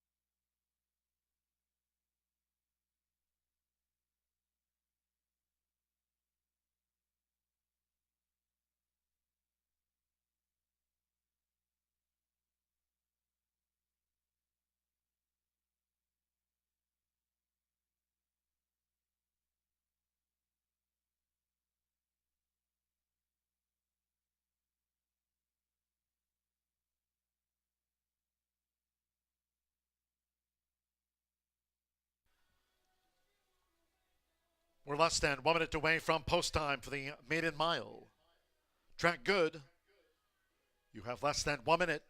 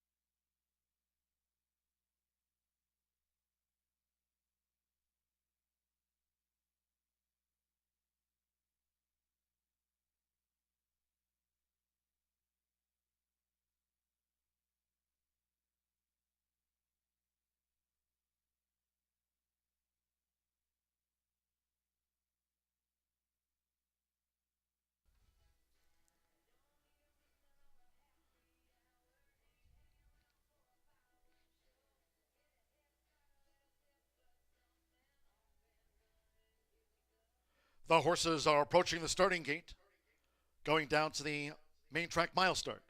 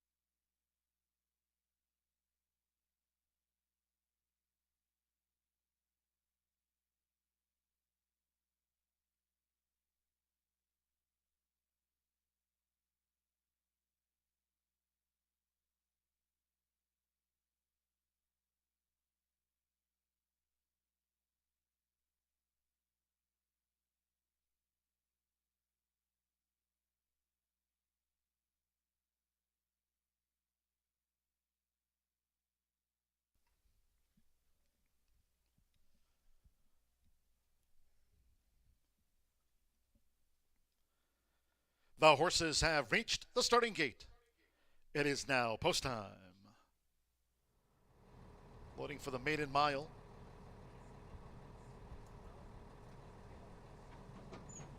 Andres Calleja with Commander's Coin.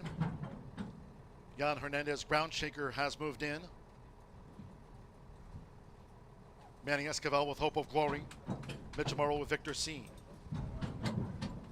McKenna Anderson, predecessor loading. Just a couple to the back. Jose Riquelme with Dandoro. One more, Brad Cox's main track only, Giant Moon. 3 to 5 on Giant Moon, Fernando de la Cruz. Riding for a double on the card. House of Gold and Umbrella Divine, our first two winners. Main track good, they're in the gate. They're off. Commander's Coin broke alertly. Giant Moon with an early bid, and predecessor Royal Blue in the white halves is right there taken back, and toward the inside here is Victor C for Mitchell Merle to lead them as they round the first turn. Victor C takes the top with Giant Moon second on the outside. Dandoro is running a third of the 6.5 after breaking sharp. Commander's Coin taken back between horses and predecessors wide as they go to the back. Then comes Ground Shaker, and Hope of Glory has dropped back to last as they make this backstretch run. The opening quarter, in 25.06 seconds, it's Victor C. So Victor C leads the maiden mile, but it's a short lead as Giant Moon is right there on the outside. Victor C and Giant Moon staying close to the front runner, while racing 3 clear from predecessor, who's just in third. Jose Riquelme and Dandoro looking to make headway with the rail, and Commander's Coin between that pair. Ground Shaker is racing some 7 from the joint leaders as they enter the far turn, and Hope of Glory being asked to pick up now from Manny Esquivel from out of last. The half mile for Victor C prompted by Giant Moon, who's been close. 49.50 seconds inside 3 to go. Giant Moon and Victor C on even terms as they take this toward the quarter pole, and Giant Moon has gained the advantage. Victor C tries to rally on. Dandoro being driven in third, predecessor Ground Shaker, Commander's Coin, and Hope of Glory. They're homeward bound, and it's Giant Moon, and Victor C responds to the pressure. 3/4, 1 minute 13.92 seconds. It's Giant Moon narrowly. Victor C gamely toward the inside as they come inside the final half furlong. Dandoro's third, well clear. Ground Shaker into fourth. With Fernando de la Cruz, it's Giant Moon. Giant Moon won by 4.5 from Victor C. Dandoro third, and Ground Shaker finished fourth.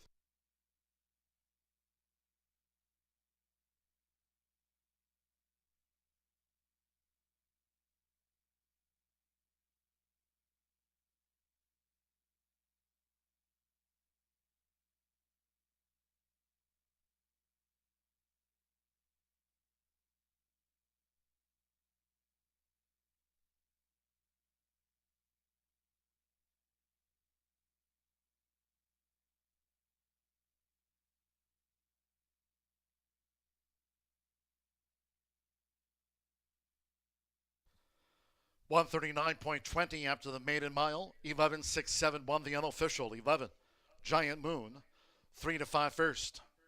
Number 6, Victor C. 15 to 1 second. Good effort. Was the runner-up to the odds-on favorite. There's 7, Dandoro in the black jacket third, and 1, Ground Shaker. 5 to 1 getting into the frame after a maiden mile. 139.20. Quick fire double for Fernando de la Cruz. Here for Brad Cox, Steve Landers Racing. The son of Gormley off the mark in his fourth run.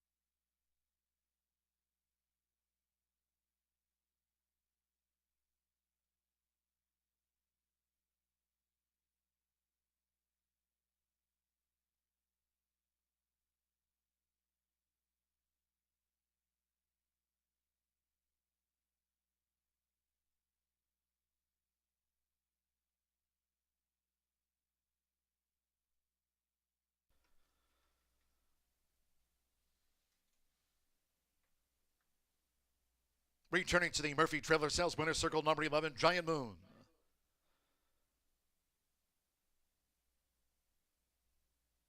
Riding double for Fernando de la Cruz. Giant Moon is a 3-year-old dark bear brown gelding by Gormley. And a Giantess by Giants Causeway. One was bred in Arkansas by James H. Glover. Brad Cox trains for Steve Landers Racing LLC. It's official. Horseshoe Indianapolis congratulates the winning connections of Giant Moon. Out to the maiden ranks today at 3-5. Results in 11-6 exacta paid $25.40. 50-cent trifecta 11-6-7. $23.45. 111 double returned an even $25. First pick 3 on the card, combining House of Gold with Unbridled Divine to Giant Moon. 50-cent pick 3 worth $21.60. With Ground Shaker back and forth, 10-cent superfecta 11-6-7-1 paid $13.71. Favorite was first. 7th, they started Rank Kuick. Good track, 139.20 after the maiden mile. Main track here started muddy for the opener, was upgraded to good for the second and third, now fast going forward for the fourth. Fast main track, it's been upgraded all the way. 4th ranked Maiden Juvenile Sprint, scratch 4 Q's Top Notch, 5 King Arturo, and 6 Dreaming Perfect. Scratch the 4, 5, and the 6. 1 Alejandro's Town. The ownership should read Joshua Calendo and Dad Hope Andia. Hope Andia, part of the ownership of record for the 1 Alejandro's Town. 7 Illini I read is a reported first-time gelding. There was a claim from the 3rd race maiden mile. The winner, Giant Moon, for $12,500. Giant Moon, the son of Gormley, claimed over to new owners John Harron and Carl Brinkingham. Trainer John Harron claimed Giant Moon, won the maiden mile. Race 4, exacta, trifecta, double. Pick 3 starts with the 50-cent late. Pick 5, fast track. Post time in 20 minutes at 3:44.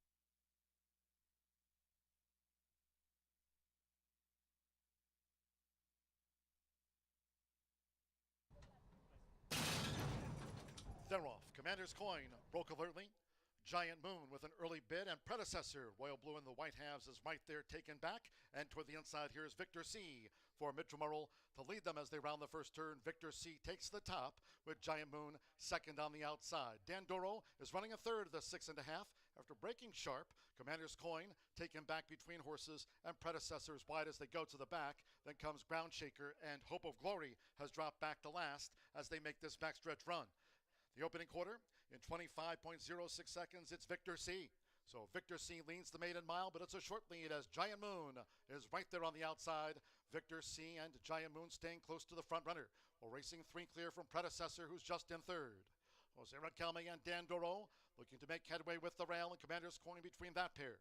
Ground Shaker is racing some 7 from the joint leaders as they enter the far turn, and Hope of Glory being asked to pick up now from Eddie Esquivel from out of last. The half mile for Victor C, prompted by Giant Moon, who's been close.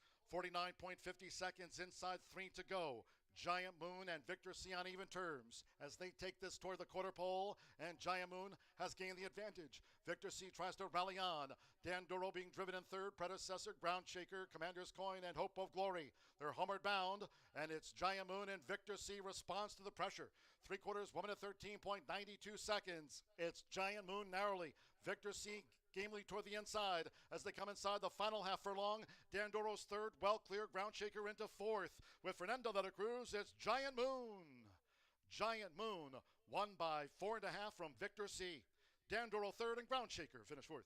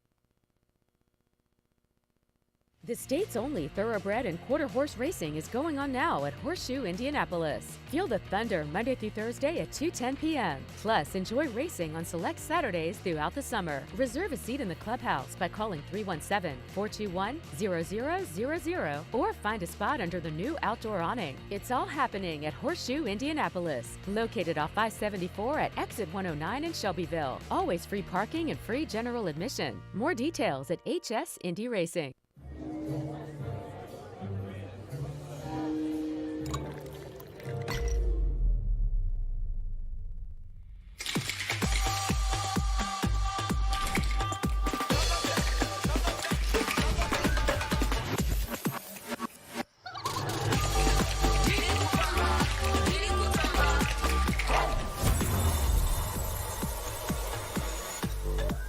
Tequila Herradura. Extraordinary awaits.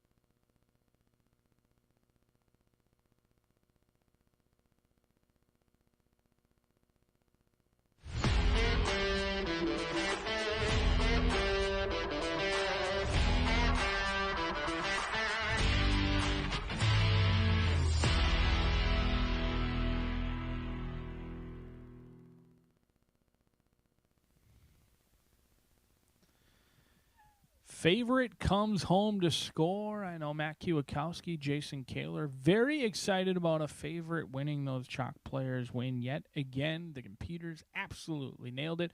Fernando de la Cruz and Brad Cox get the horse home a winner in there for Steve Landers Racing, and an easy win when it was all said and done. 10 minutes away from kicking off that late Fire 5. Scratch numbers 4, 5, and 6. Number 4, Q's Top Notch, the Indiana bred, who was scheduled to take on Open Company, did scratch. You may not have had that in your original changes, but that horse is out as well. The 2-year-old Maiden is going to go 5 furlongs in here, and Brad Cox and Fernando de la Cruz going to look for a riding and training double in here with back-to-back winners. Your current favorite, Mischief Mania. It's nothing against the connections, but I'm going to play against again. Try to beat some favorites in here, and I think we might have a couple of horses that may be able to do just that. Look at the outside runner in Wedge, currently 3-1 on the board. A horse that it goes out for OXO Equine, a homebred by a mare who's a stakes-winning mare at that. She won a lot of races. In fact, she banked almost $300,000, just $6,000 short at $294K. She's produced one other foal to race thus far, and early on in the career, it's a little bit too early to tell, but the first foal, not something to brag about at this point. We'll see if Wedge can give Meadow Dance and the owner of the broodmare something to brag about. OXO Equine would certainly love it, since this one is a homebred. Bill Walden winning at 17% here locally, just a hair below his 25% around the country, but no cause for concern. He's sent limited starters over here. This one's been training consistently at Keeneland, and while I did brag about the Kentucky-bred workouts over there, they've kept this one hidden from me. I'm unable to see any of those workouts or monitor how the horse has been doing in the mornings. Joe Ramos sees fit to be aboard. This will be the first time he teams up for Bill Walden this year at Horseshoe Indianapolis. But the mare, she won quite a bit of money. This is the second foal. I think there's some things to like about Wedge and taking some action as well with those scratches. Never expected to get 5-1, but DRF algorithm is projecting this horse to go off at 9-5, and I think should love the outside post if there's any talent there. I think it will reign supreme today, currently projected at 2-1, and that is Wedge. I did have the 4 in second. That one scratched out a late second, but Illinois Red has my attention in here. The Illinois bred likely has an opportunity to run in the state bred program over at Hawthorne. Steve Manley has picked his spots nicely here when he sent horses across state lines to run at Horseshoe Indianapolis. In fact, this will be the 4th time he's done so. In the 3 starters that he has sent, one of them won, and the other one was a close, tough luck second. So they have certainly been live when they've come over here, and Manley wins with everything he sends to their starting gates. 26%. He does not care what state they are in or where they are starting. He's putting them in spots that they can win, and that could be the case in here with Illinois Red. Mitch Merle, a welcome addition to the Jocks room this season, winning at 17%. You have to love a horse who's got maybe the best workout in the group at 48-1, breezing from the gate. Now, I don't always pay attention to how fast times are. I'm more looking for the spacing, but I don't mind that there's only 3 works on the tab. I'd much prefer 2 or 3 workouts on the tab than 20 to prepare for a start, and that's the case in here with Illinois Red. Shouldn't have any gate issues, only 1 workout from the gate, and I think this one comes in ready to go and likely very pleased with how the breaking process went for Illinois Red. But right now, the better say Brad Cox and Fernando de la Cruz are going to win 2 in a row. $300,000 Keeneland sale purchase, taking a lot of love. We're 6 minutes away from the late fire 5. You'll see my ticket on your screen now, and I'm gonna go 7 and 8 in here with the late scratch of the 4. I'm simply going to use the 7 and the 8, try and beat Mischief Mania. Now, I did have Steve Landers reach out to me on Twitter earlier today to try to explain why oftentimes I leave out the morning line favorite, trying to create separation. If everyone's going to use the same horse, or we're all going to use the same horse, there's really not much value in throwing in the favorite. We're trying to separate ourselves from one another to enhance the payout. That's the goal. So I certainly recognize that leaving out a favorite does leave you vulnerable. However, in this case, it does allow me to go a little bit deeper in races that I think are absolutely wide open. I think the 5th and the 7th races are excellent betting opportunities. And in fact, the 6th race, had I had more funds to work with, I certainly would have added in more horses there. So by using just the 7 and the 8 in race number 4, maybe you can go a little bit deeper in races 5, 6, and 7. Those are horizontal plays that I do think provide a ton of value. You don't hear me talk about doubles and pick 3s very often because we hammer home the pick 4s and the pick 5s because of that low takeout feature. But we've got some excellent racing coming up. I know we may be off the turf today, but there is certainly some value to be had, and it starts with a challenging 2-year-old race. Mischief Mania looks the part. We'll see if he runs as good as he looks 4 minutes away from the 4th at the show.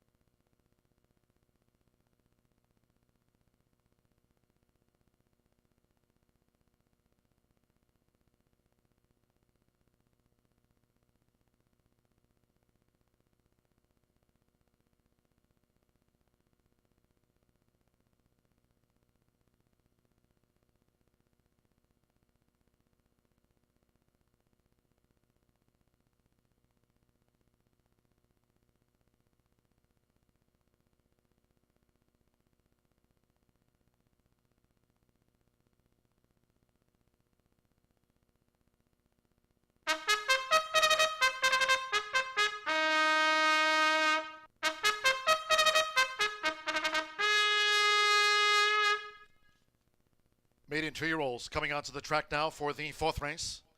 This sprint will run over the 5 furlongs. A field of 5. Scratch the 4 Q's Top Notch. 5 King Arturo and take out 6 Dreaming Perfect. No superfecta wagering. The 1 Alejandro's Town. Add to the ownership Hope Andia. Added to the ownership of the 1 Alejandro's Town. Hope Andia. 7 Illini Red is a first-time gelding. Exacta Trifecta. Once again, scratch the 10-cent superfecta. No superfecta here on the Maiden Juvenile Dash. Double pick 3 starts the 50-cent late pick 5 on an all main track card. And the main track now fast. 2 minutes to post time. 2 minutes.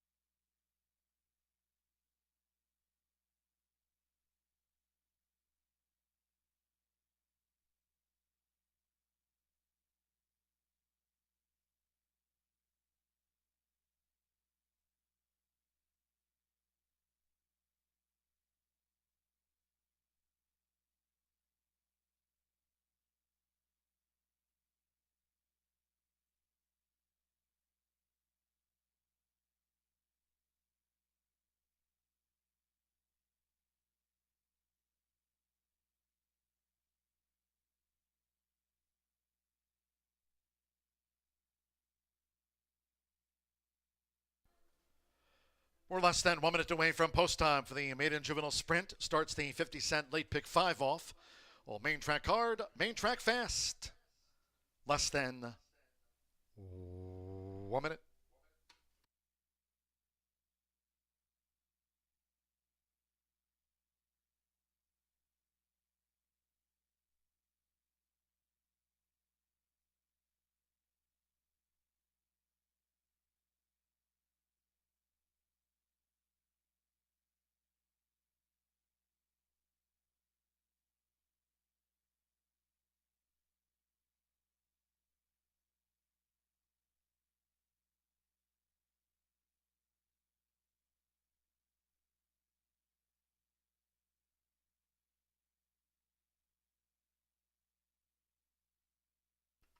The horses are approaching the starting gate.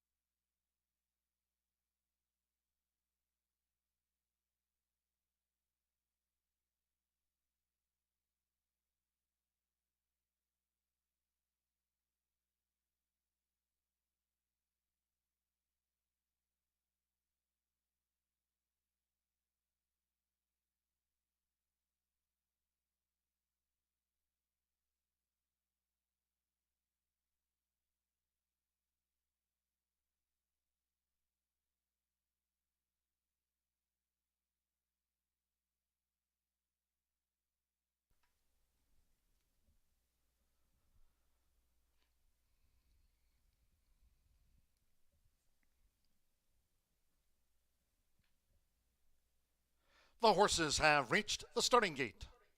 It is now post time. Loading Sammy Bermudez with Alejandro's Town. First time starter, Alejandro's Town.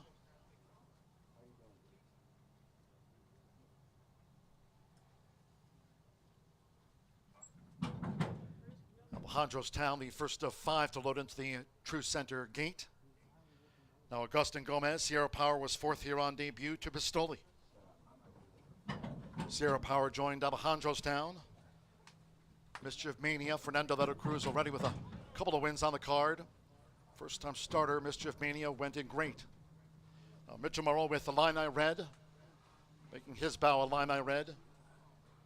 Mischief Mania 3-5 favorite. Stand by, one more. Joe Ramos Wedge. One of the 4 first-time starters. Main track now fast here at Horseshoe Indianapolis. They're in the gate. They're off, racing 5 furlongs, and the starter called Mischief Mania Napping was last on the gate. Fast start for Illini Red with right there Sierra Power, who's showing early speed at Sierra Power.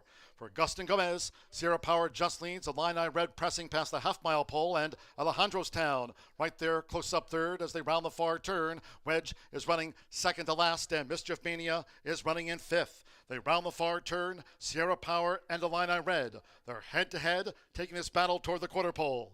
22.74 lean seconds. Alejandro's Town, Mischief Mania picking up now. Mischief Mania is on the move on the far outside around Alejandro's Town, and Wedge is last. These maiden 2-year-olds straight and away, and it is Sierra Power gamely. Sierra Power leads with 1 furlong to go. Sierra Power has turned back Illini Red. Mischief Mania trying to sustain a bid. Wedge is right there with the rail in the red helmet, and here's Wedge. Wedge is powering up the rail for Joe Ramos. Sierra Power and Wedge comes through, and Wedge wins. Wedge with a first out success from Sierra Power. Mischief Mania finished 3rd.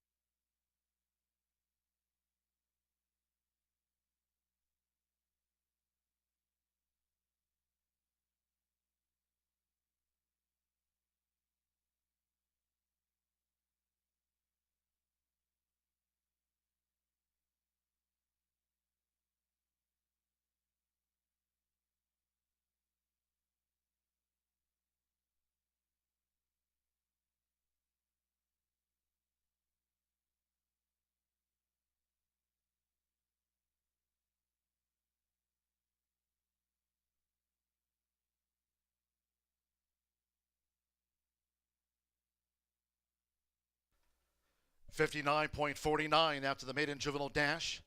59.49 fast, 8-2-3-7. The full unofficial run order to race 4, 8, Wedge. At 9-5 was first, 2, Sierra Power. 23-1 second and a good effort. 3, Mischief Mania. 4-5 favorite runs third. 7, Illini Red fourth. There was no superfecta. Illini Red fourth, 8-2-3-7, Wedge, Joe Ramos. Will Walden, OXO Equine Homebred at 9-5 starts the late pick 5.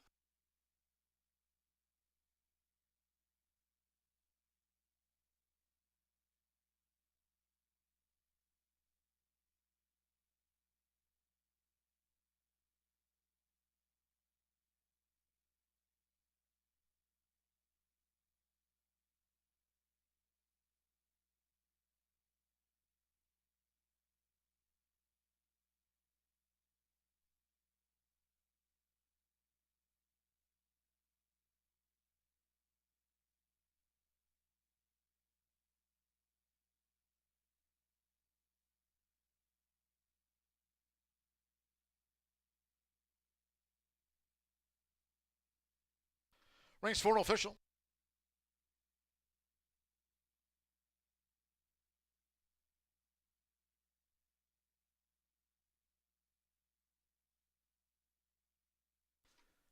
And the Murphy Trailer Sales Winners Circle, the 8 Wedge with Joe Ramos. Wedge was one of the 4 first-time starters in the field of 5. Wedge is a 2-year-old bay colt by Rowayton. At a meadow dance by Jimmy Creed, bred in Kentucky. Will Walden trains for Larry Best. OXO Equine LLC, the winning breeder and owner of Wedge, paid 9-5. Was the second choice. The 8-2 Exacta paid $84.80. 50-cent trifecta, 8-2-3, $46.15. 11-8 double paid $10.80. There was no superfecta. 50-cent pick 3 paid $24.45. 4, 5, and 6 were the non-runners in the maiden juvenile. Favorite, third. 5 ran, 59.49 fast. Race 5, our next port of call. There are no changes, all 8 run. Race 5 with Exacta, Trifecta, Superfecta. Double pick 3 starts at the $1 late pick 4 presented by Itoba. Post time, 4:14. Just to remind all Horseshoe Indianapolis fans, no live racing on Friday, Saturday, and Sunday. Don't forget about the summer concert series. Here at Horseshoe Indianapolis, it's free to all joining Horseshoe Indianapolis and other concert goers here tomorrow night, featuring Stella Luna and the Satellites. Tomorrow's free concert begins at 7 o'clock trackside, offering seating on a first-come, first-served basis. Bring your lawn chair. Food trucks and drink stations will be available. It's our free summer concert series here at Horseshoe Indianapolis, tomorrow night at 7 o'clock trackside, featuring Stella Luna and the Satellites.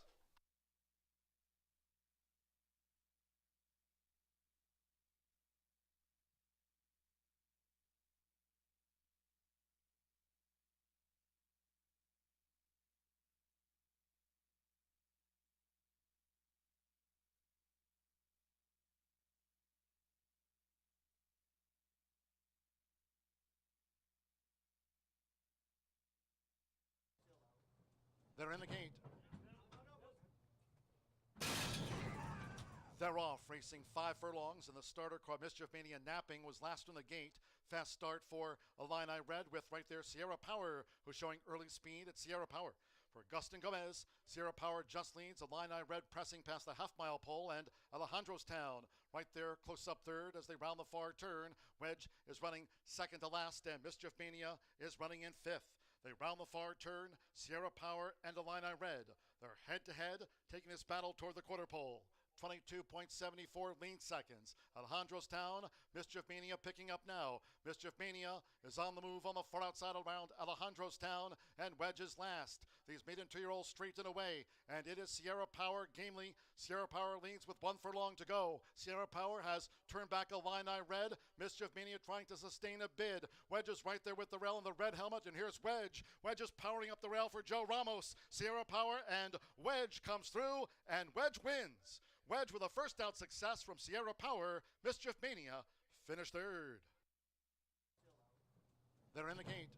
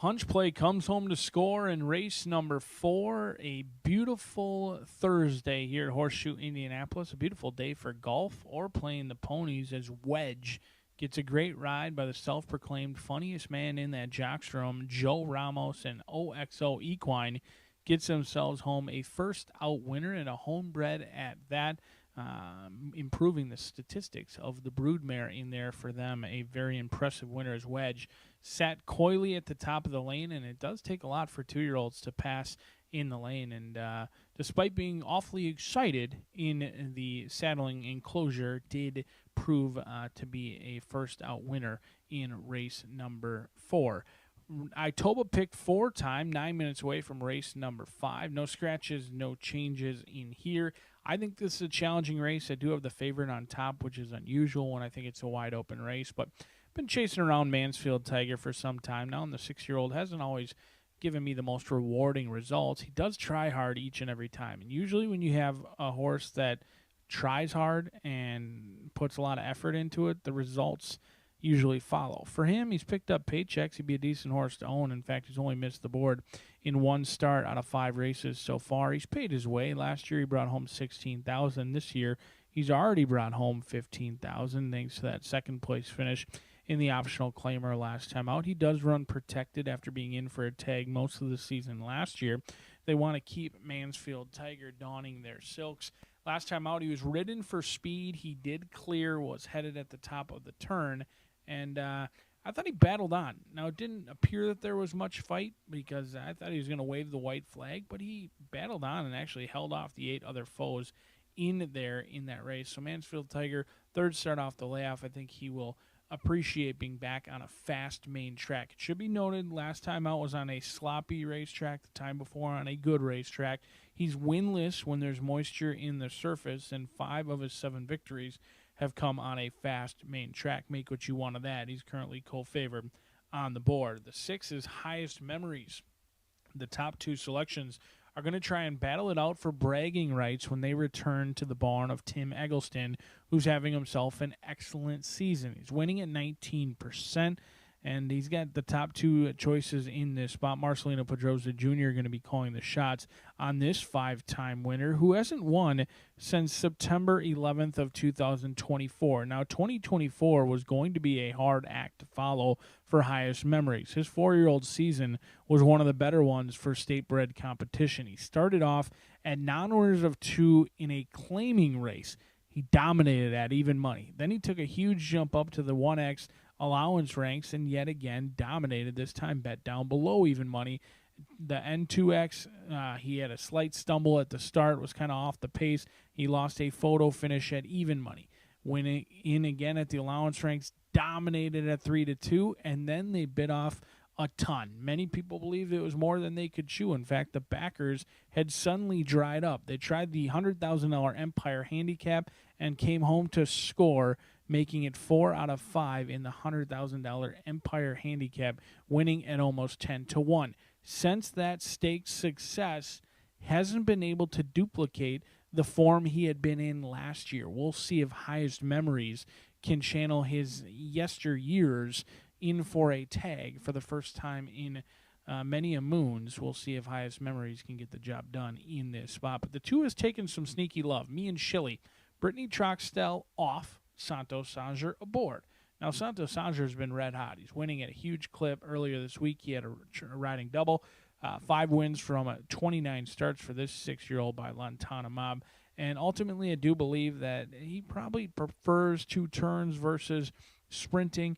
At this stage of his career, 2 of his 5 wins have come at this distance. He ran in a sloppy racetrack last time out, kind of stayed evenly, was one pace throughout, never really far out of it, but never truly felt like a threat at 5-2, ultimately never a factor despite only being beaten 3 lengths that day. That's kind of what he's become accustomed to his last 2 starts. He did win at 6 furlongs where he came from off the pace.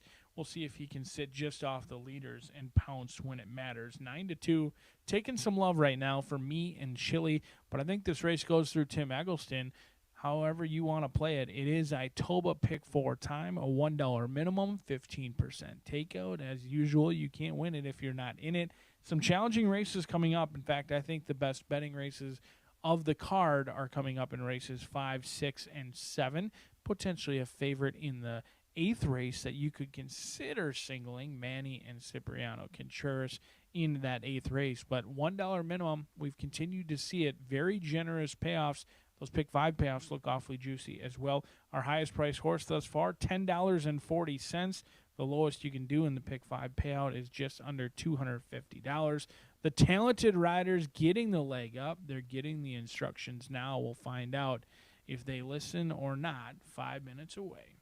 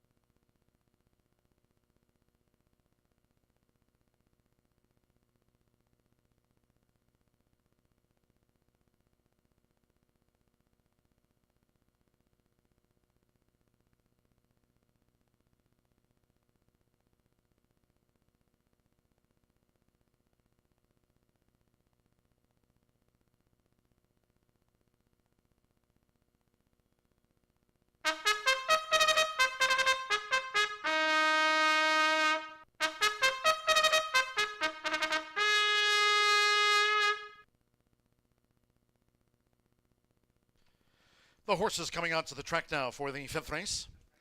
This race will be run at a mile and a 16th, a field of 8. No changes to report, no changes in this one. The starter features Exacta, Trifecta, Superfecta, double pick 3 and starts at the late pick 4, presented daily by Itoba. Fast track parading with 3 minutes to post time, 3 minutes to the off.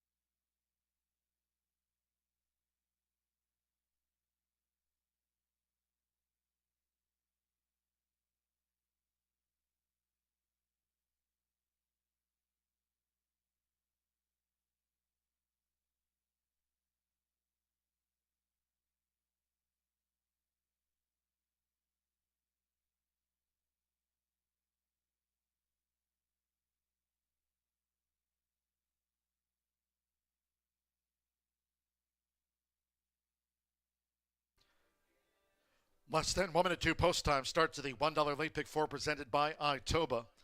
Fast track, less than 1 minute.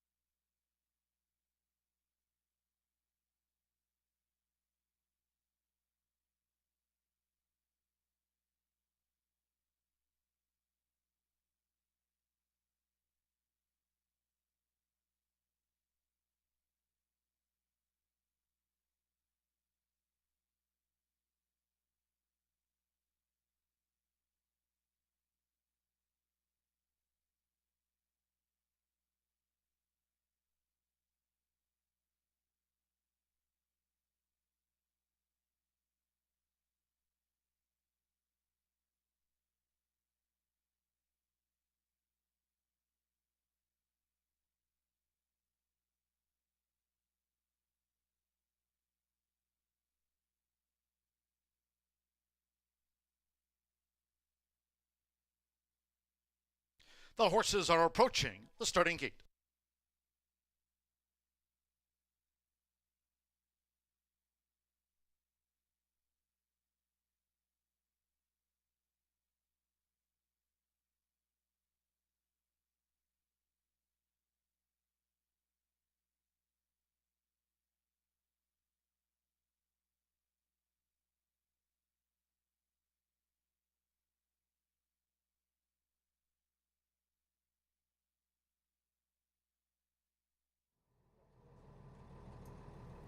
The horses have reached the starting gate. It is now post time. Loading. Revs Medal. 18-1 for Fernando Letta Cruz hat-trick of wins on the card. Alberto Burgos, Base Code in. Joined Revs Medal. Marcelino Pedrosa Jr. with highest memories.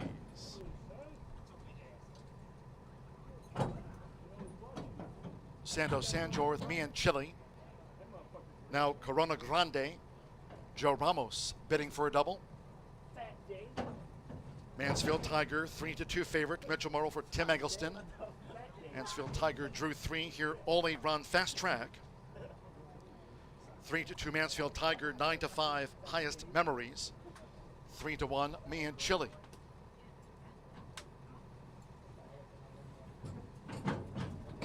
Mansfield Tiger's gone all in, just a couple of them back. Samuel Bermudez. Four Mama's a 4-time winner. Fast track. Four Mama given a 38-1 chance. 8-5 highest memories has just gone favored. And one more. Rogelio Miranda with Load 'em Up Justice. Fast track. Here comes the 5th. They're in the gate. And they're off. Load 'em Up Justice bobbled. Sharp start for Four Mama. Four Mama going toward the lead. Me and Chile in the green silks. Mansfield Tigers taken back, and highest memories with an early run as they make their way into the first turn. It is nearest the inside, Me and Chile, and on the outside, Four Mama. After a sharp start, is right there close up, and Mansfield Tiger drafting in behind, running in third as these Hoosiers go to the back of the track. Highest memories is next in 4th by 2. Base Code running in 5th with the rail. Then on the outside is Corona Grande next, while racing 3 clear from Load 'em Up Justice, trying to overcome a bobbling start, and Revs Medal trails. The opening quarter in 24.25 seconds. Four Mama has locked horns with Me and Chile. Four Mama and Me and Chile, they're vying for the lead, heading toward the half-mile pole in the meantime with Mitch Murrell. Mansfield Tiger tracking them from 3rd. Highest memories next in 4th as they go past the half-mile pole. 3 more to Base Coat. With on the outside, Corona Grande. Revs Metal up 1 spot. Lotimo Justice has been relegated to last. Half mile foot through in 47.89 seconds. It's Me and Chili who leads with the rail for Santos Sanjor to 3 furlongs from home. It's Me and Chili. For Mama is dropped back now after vying, and on the outside, Mansfield Tiger coming with a gain. Highest Memories being driven on the far outside. Me and Chili hits the quarter pole. Me and Chili as Mansfield Tiger looms up. For Mama straightens away in 5th. Then it's Revs Metal next as they turn for home after 3/4 in 1 minute 12.25 seconds. Load 'em up Justice, the Triller, Corona Grande, Mansfield Tiger. Mansfield Tiger's taking the lead, 1 furlong to go. Me and Chili's drop back, and Base Coat is coming with a long run now for Alberto Burgos. Here's Base Coat, and Base Coat has just reeled Mansfield Tiger in. Base Coat, and Base Coat bounds home a length on top of Mansfield Tiger. Me and Chili was 3rd. Highest Memories finished 4th.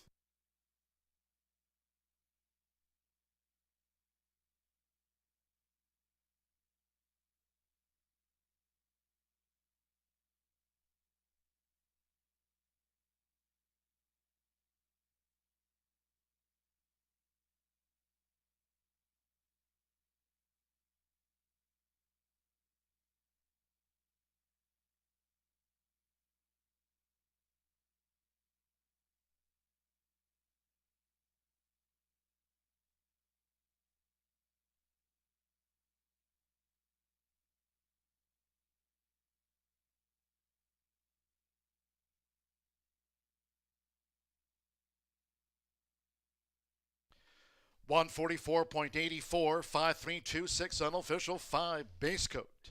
9-1 first, 3 Mansfield Tiger. At 8-5 was second, number 2 Me and Chili.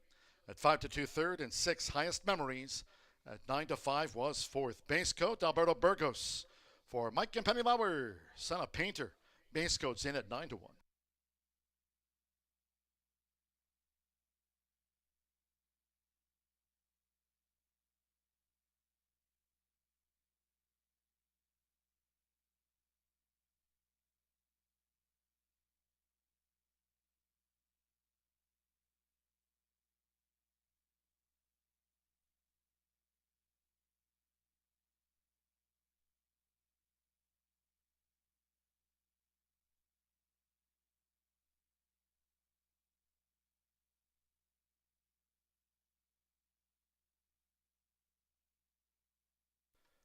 In the Murphy Trailer Sales Winner's Circle, number 5, Base Coat with Alberto Burgos. Base Coat is a 6-year-old dark bear brown gelding by Painter. Out of the Include mare, I'm All About That Base. Bred here in the Hoosier State by Mike and Penny Lauer. Mike Lauer trains for Penny Lauer. Horseshoe Indianapolis congratulates the winning connections of Base Coat.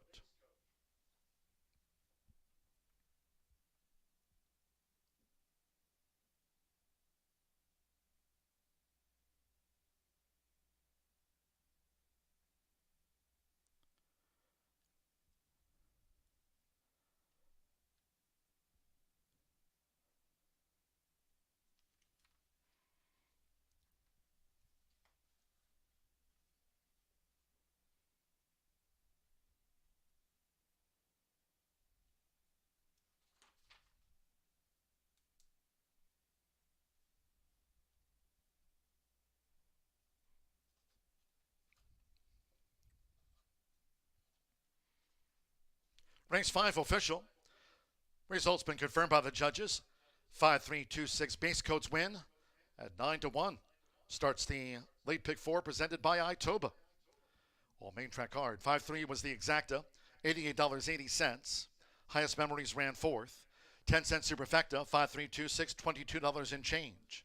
Pick 3 paid $63.30. 50-cent trifecta, 5-3-2, $63.05. 8-5 double, $52.20. The 50-cent early pick 5, $1,971.45 on 5 of 5. And the $1 early pick 4, capped off by Base Coat, 404 returned $709.70. In the starter, favorite, second. All 8 ran 144.84 after the running of race 5. Race 6 of our 9, 20 minutes away. One of those taken off the Caesars course. Main track fast. Note race 6 will now be run at 1 mile and 70 yards. Note that new distance.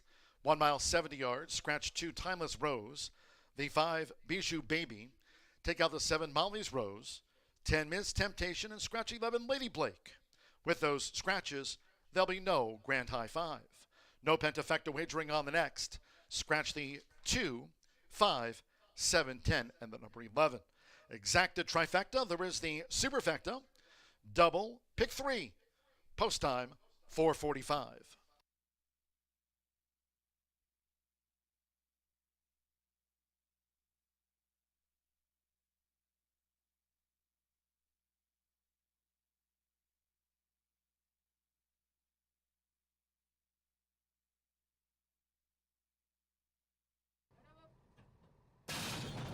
And they're off. Load 'em up, Justice bobbled.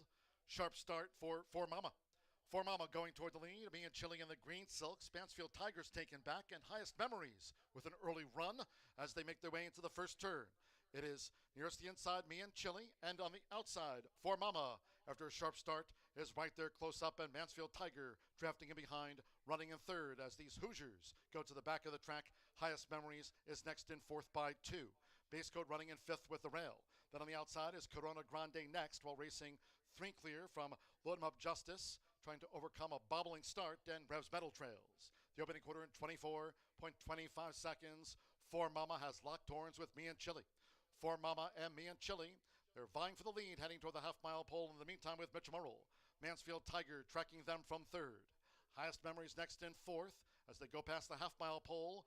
3 more to Base Coat, with on the outside Corona Grande. Revs Metal up 1 spot. Load 'em Up Justice has been relegated to last. Half-mile fought through in 47.89 seconds. It's Me and Chili who leads with the rail for Santo Sanjor to 3 furlongs from home. It's Me and Chili. For Mama is dropped back now after vying, and on the outside, Mansfield Tiger coming with a gain. Highest Memories being driven on the far outside. Me and Chili hits the quarter pole. Me and Chili as Mansfield Tiger looms up.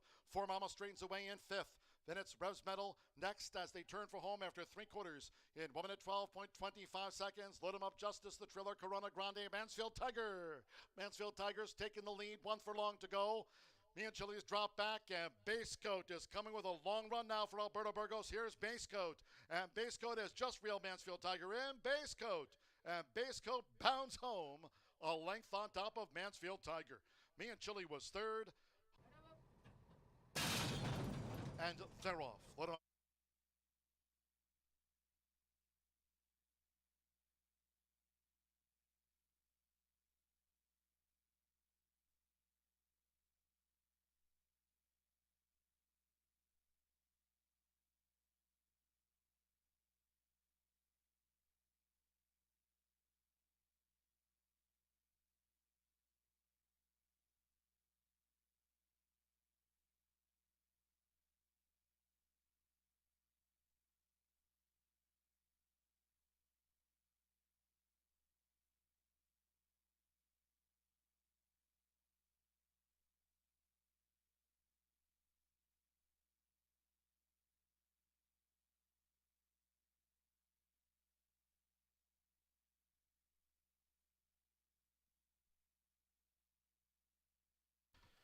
Ladies and gentlemen, please note in this upcoming 6th race, number 4, Peacock Road, there is a jockey change. We announced the scratches. Jockey change, Alberto Burgos, riding for Peacock Road in race 6 on the main track. 1 mile and 70 yards for Peacock Road. Make the jockey Alberto Burgos. Again, scratch the 2, 5, 7, 10, and the number 11.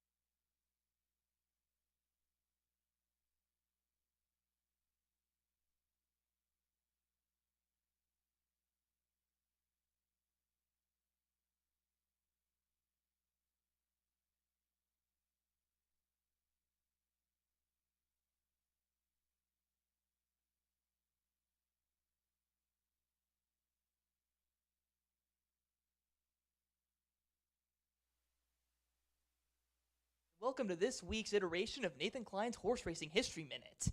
This Saturday, Thistledown runs their feature race, the Ohio Derby. But over 54 years ago, that track made history, as Cheryl White became the first woman of color to ride at a parimutuel track. She was just 17 years old. By September of that year, she would win her first race. The highlights of her 20-plus year riding career included being the first woman to win at 2 tracks in 2 states in 1 day, Thistledown and Waterford Park. The first woman to win 5 races in a day at Fresno, 226 thoroughbred wins, and by her own estimation, 750 overall wins riding Appaloosas, quarter horses, paints, and Arabians. Appaloosas were easily her favorite, taking many Appaloosa and California Fair titles, and in 2011, she was inducted into the Appaloosa Hall of Fame. But she could guide any kind of horse to victory. When she retired from riding, she became the first woman to be a steward in California, a state where she had to bring her own seat at the table when no one offered one. She is a pioneer for both women and African Americans, 2 still underrepresented groups in the sport of horse racing. When we return, from this commercial break, we will have our own segment about the women at our racetrack. When it comes to horse racing, you can never have too much information. With Twin Spires, you can place your bets with confidence. Whether you use handicapping insights, like our Brisnet speed ratings, prime power and past performances, the guidance of our experts' top picks, or just choose a name that catches your eye. Yes!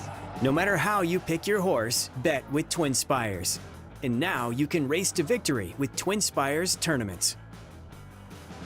You try and give them the best opportunity, and I don't know so much that it's just because it's girls, but you try to empower women because it is a very tough business.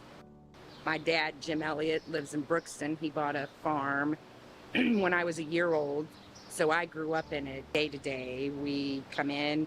We usually make a schedule the night before of who's galloping, who's walking, and who goes to the Eurosizer. And then we have to get in touch with jock agents to schedule breezes for the jockeys. Someone comes in at 5 and feeds at 5 in the morning. Then we feed lunch around 11:30. And then that's usually our day. And then we get ready for the races. Definitely a man's world back here, but all of us women, we really band together. We have a really great community and we all support each other, and that means so much. There's so much emotion that goes into it when you do work that hard. You know, talent gets you very far at times, but when you put the hard work into it on top of it, it gets you places that you never thought you could go. You definitely have to work a little harder, but I think we also have an edge to us that not a lot of men have, and I like to take advantage of that as much as I can. Now I'm a jockey, living my dream.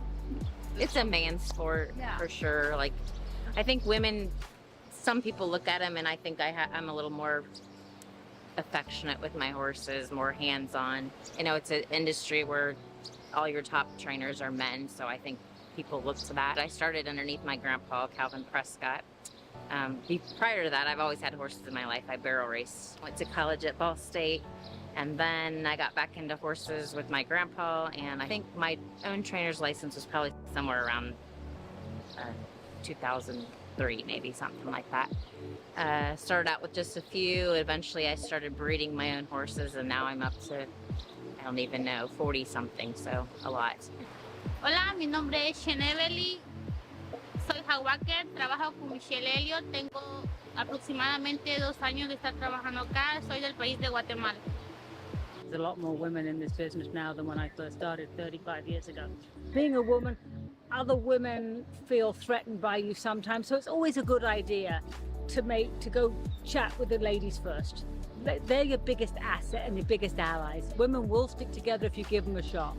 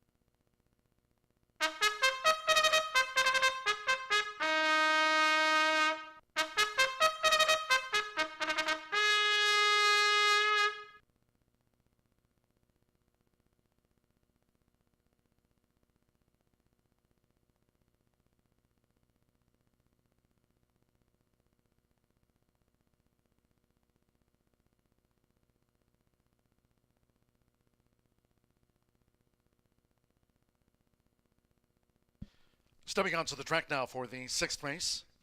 One of 3 taken off the turf course as noted. This race will be run on the main track at Bum Island 70 yards. Avila 6. Scratch 2 Timeless Rose. 5 Bijou Baby. 7 Molly's Rose. Take out 10 Miss Temptation and 11 Lady Blake. There's no pentafecta wagering. Scratch the 2, 5, 7, 10, and the number 11. For Peacock Road, that noted jockey change to Alberto Burgos, riding for this double. Alberto Burgos on 4, Peacock Road. Exacta trifecta, there is the superfecta, double pick 3. 3 minutes to post time.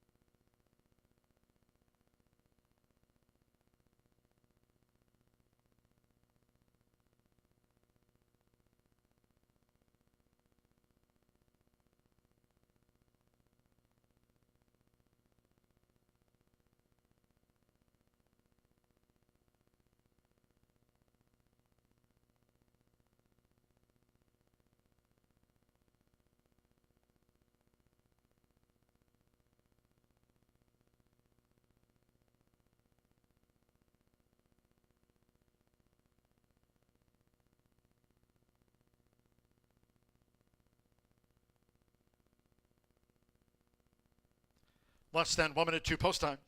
Less than 1 minute.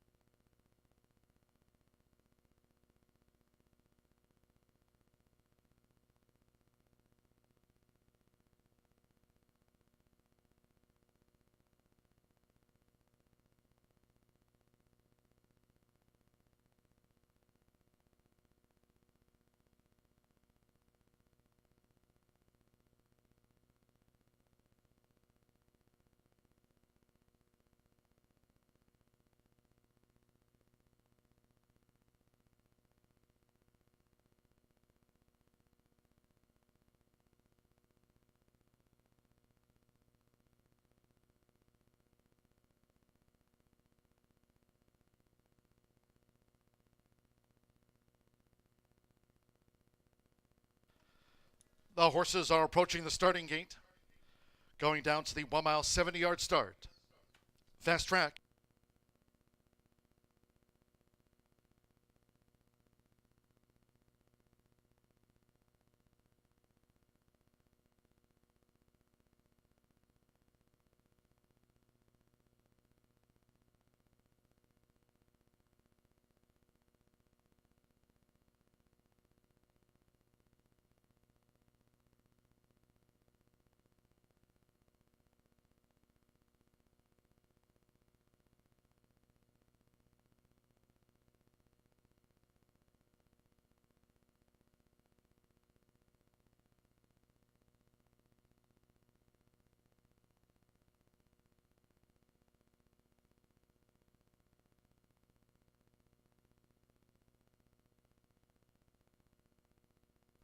The horses have reached the starting gate. It is now post time. Felix Ostadillo, Squash Blossom, first up and in. Rodney Prescott with Our Rose All Day. Joins Squash Blossom. Now Peacock Road. Alberto Burgos riding for a double on the card today. Fast Track. Marcelino Pedrosa Jr. with Razzle Red. Just a couple in the back. Samir Bermudez with Honey Hauler. This one of 3 taken off the turf course. Fast Track here at 1 mile 70 yards. One more. Big Dig. Santo Sandro won the opener. It's race 6 with game 6 in downtown Indy tonight. They're in the gate. They're off. Even start. Peacock Road. Nicely away. Here comes Honey Hauler, and right there on the outside, Big Dig with an early bid as they make their way into the first turn with Samir Bermudez. Honey Hauler has emerged in front, a Big Dig on the outside, and the gray Squash Blossom nestled in toward the rail with 7 furlongs to run. Then toward the inside is Peacock Road, joined on the outside by Razzle Red with a white cap, and Our Rose All Day has dropped back to last. Making their way toward the backstretch is Honey Hauler. 23.80 lead seconds, and Honey Hauler generates the pace. Santo Sandro has Big Dig close up, second by 3. And then comes Squash Blossom, who's running in third, another 4 to Razzle Red, who's next in formation, racing 3 clear from Peacock Road, and turn another 3 to Our Rose All Day, who remains the back marker. They go past the half-mile pole, still Honey Hauler, Big Dig, 1-2. Half mile, 47.20 seconds. They enter the far turn. Honey Hauler, Big Dig, a neck apart. Squash Blossom running in third. Then it's a break of 4 more to Razzle Red. Peacock Road has dropped back, and Our Rose All Day as they round the far turn. Honey Hauler by 3/4 length. Big Dig second on the outside, coming toward the quarter pole, 6 lengths away. Razzle Red being driven now to gain from third. And then comes Our Rose All Day, Peacock Road on the far outside, and Squash Blossom showed speed but has dropped right away. 3/4, 1 minute 12.24 seconds. Top of the lane, it's Honey Hauler with Samir Bermudez. Honey Hauler looking to seal the deal, staring at 1 more furlong. Big Dig continues to battle and tries to get back on terms. It's Honey Hauler. Honey Hauler, Big Dig slightly drifts off his line. Honey Hauler finding all the way to the finish. Honey Hauler wins by 2. Big Dig was kept at bay throughout by Honey Hauler. Our Rose All Day third, and Razzle Red finished 4th.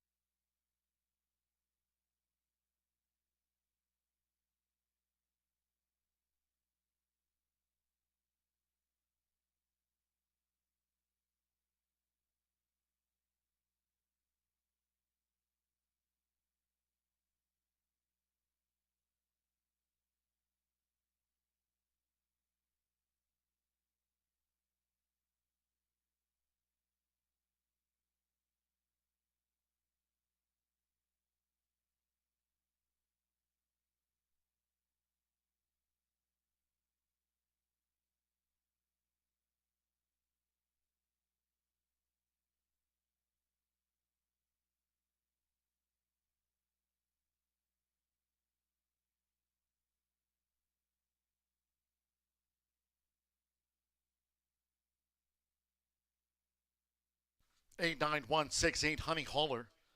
5-2 first, 9 Big Dig. At 8-5 was the runner-up. 1 Our Rose All Day, 7-1 third, and 6 Razzle Red fourth. 8-9-1 6 Samuel Bermudez for Glenn Wisner. It's Honey Holler at 5-2.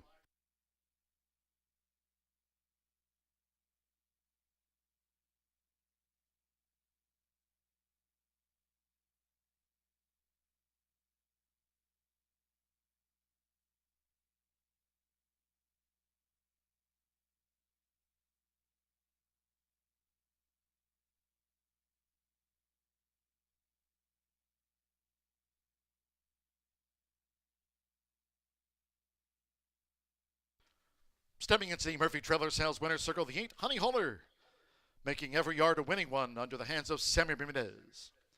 Honey Holler is a 5-year-old Chestnut mare by Creative Cause. Under the distorted humor mare Honey Talk, bred in Kentucky by Brereton C. Jones. Glenn Wisner trains for Novogratz Racing Stables Incorporated. Horseshoe Indianapolis congratulates the winning connections of Honey Holler.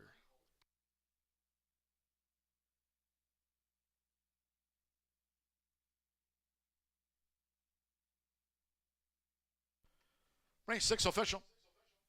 8-9 exact at $24.20. There was no pentafecta wagering.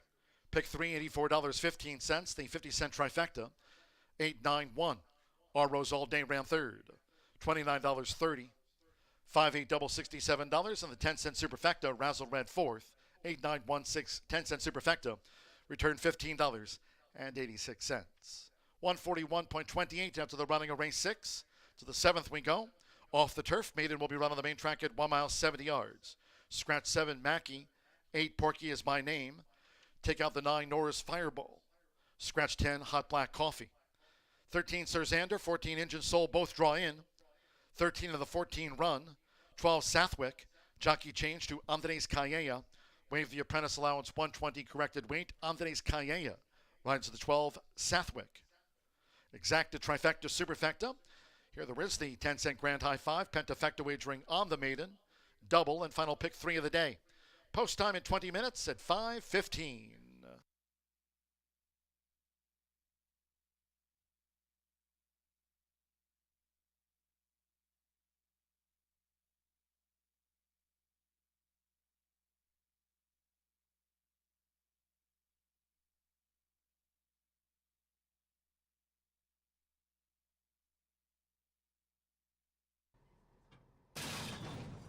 They're off.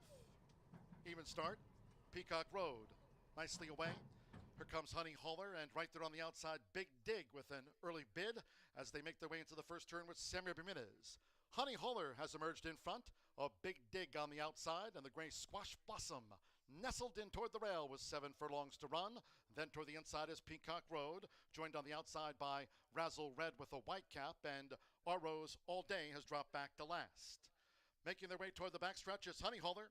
23.80 lead seconds, and Honey Holler generates the pace. Santos Sandro has Big Dig close up, second by 3. And then comes Squash Blossom, who's running in third, another 4 to Razzle Red, who's next in formation, racing 3 clear from Peacock Road, and turn another 3 to Our Rose All Day, who remains the back marker. They go past the half-mile pole, still Honey Holler, Big Dig, 1-2. Half-mile, 47.20 seconds. They enter the far turn. Honey Holler, Big Dig, a neck apart. Squash Blossom running in third. Then it's a break of 4 more to Razzle Red. Peacock Road has dropped back, and Our Rose All Day as they round the far turn. Honey Holler by 3/4 length. Big Dig second on the outside, coming toward the quarter pole, 6 lengths away. Razzle Red being driven now to gain from third. And then comes Our Rose All Day. Peacock Road on the far outside, and Squash Blossom showed speed but has dropped right away. 3/4, 1 minute 12.24 seconds. Top of the lane, it's Honey Holler with Samuel Bermudez. Honey Holler looking to seal the deal, staring at 1 more furlong. Big Dig continues to battle and tries to get back on terms. It's Honey Holler. Honey Holler, Big Dig slightly drifts off his line. Honey Holler finding all the way to the finish. Honey Holler wins by 2. Big Dig was kept at bay throughout by Honey Holler. Our Rose All Day third, and Razzle Red finished 4th.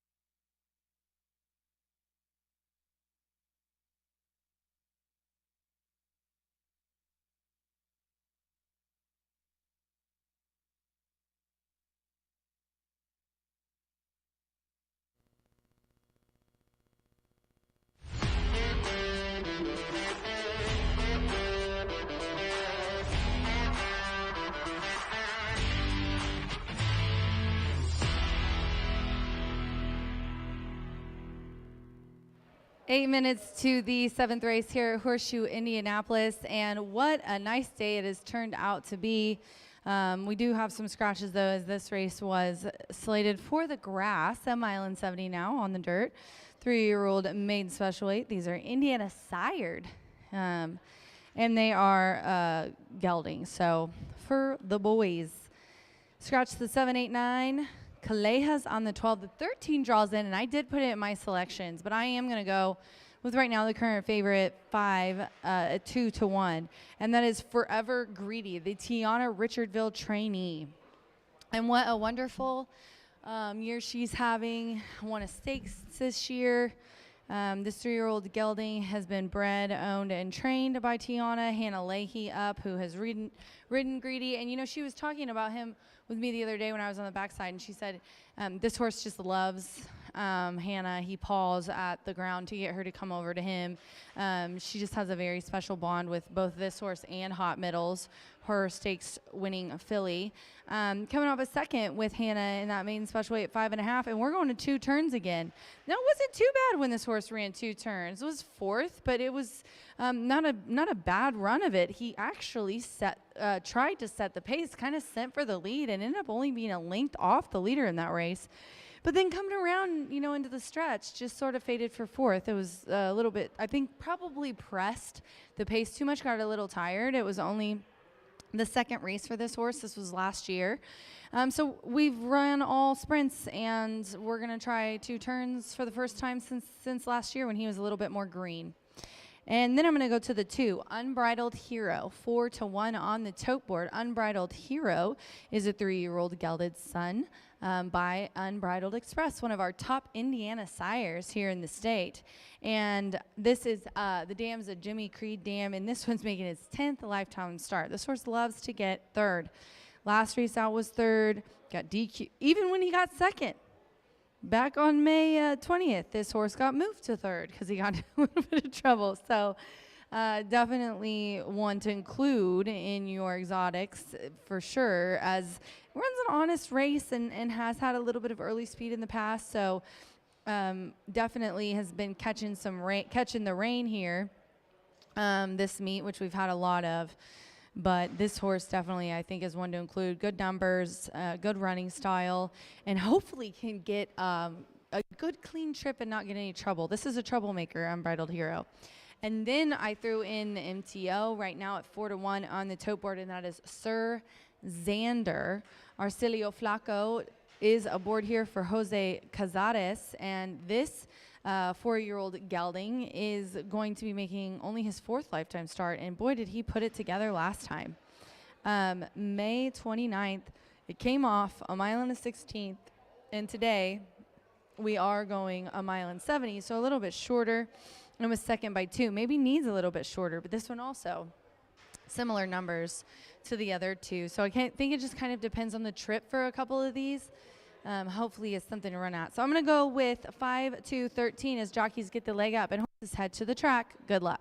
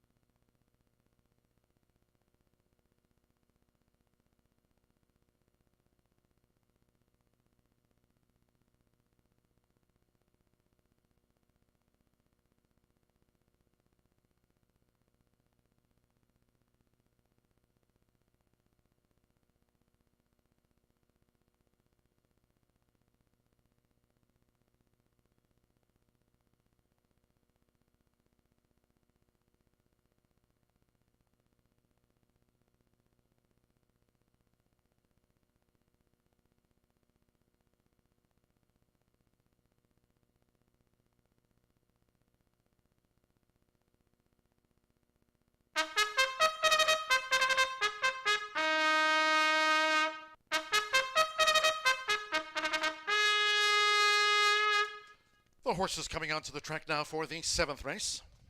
This maiden is off the turf, main track at 1 mile 70 yards. Scratch 7, Mackey.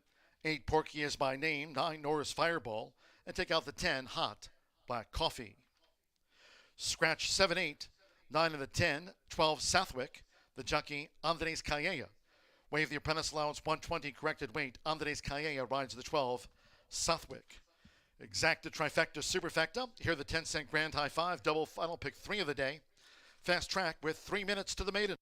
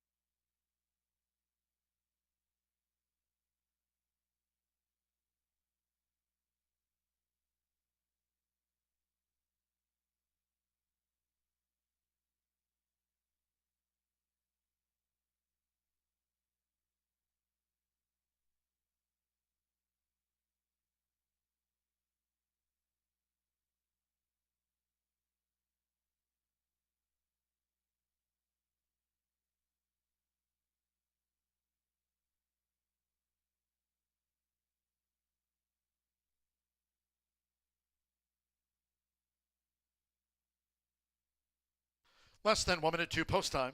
Less than 1 minute.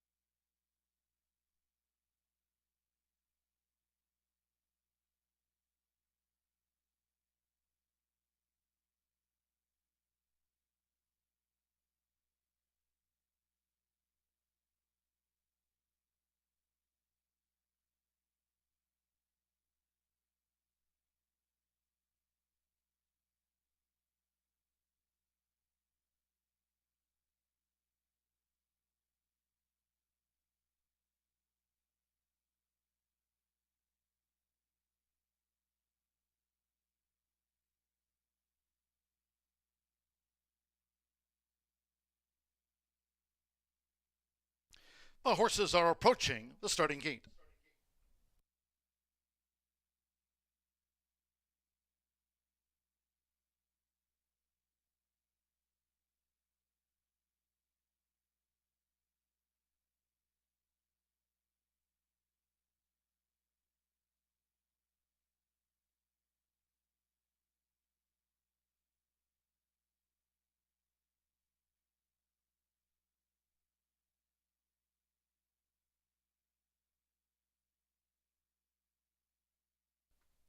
The horses have reached the starting gate.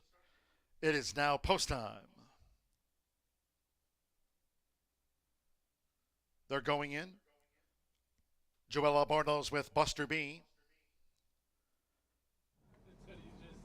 Sligo time. Alberto Burgos has a win on the card.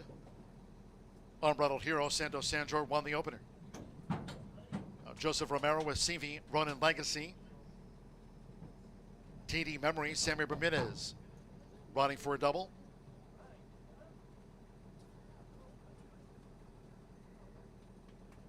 Unbridled Heroes gone all in. Now CV Ronin Legacy drew 3. Anthony's Calle with Southwick.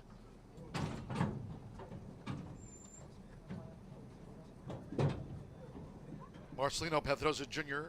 Forever Valiant drew post 4. Here at 1 mile and 70 yards for the maiden.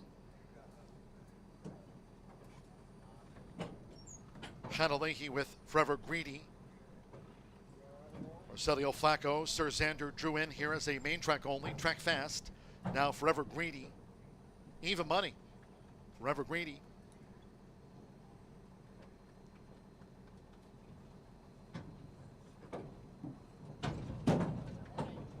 Stand by, one more. Engine Soul. Joe Ramos on the Thursday score sheet here at the shoe. All in. And they're off to an even start. CV Ronin Legacy for the early lead. Here's Southwick with a bid. Right there toward the inside, Forever Greedy and TD Memories also close up, along with Sligo Time as they enter the first turn with Joseph Romero. It's CV Ronin Legacy who leans out. CV Ronin Legacy leads here. Forever Greedy, who's second and needs to settle there. Forever Greedy pursues CV Ronin Legacy at the 6.5.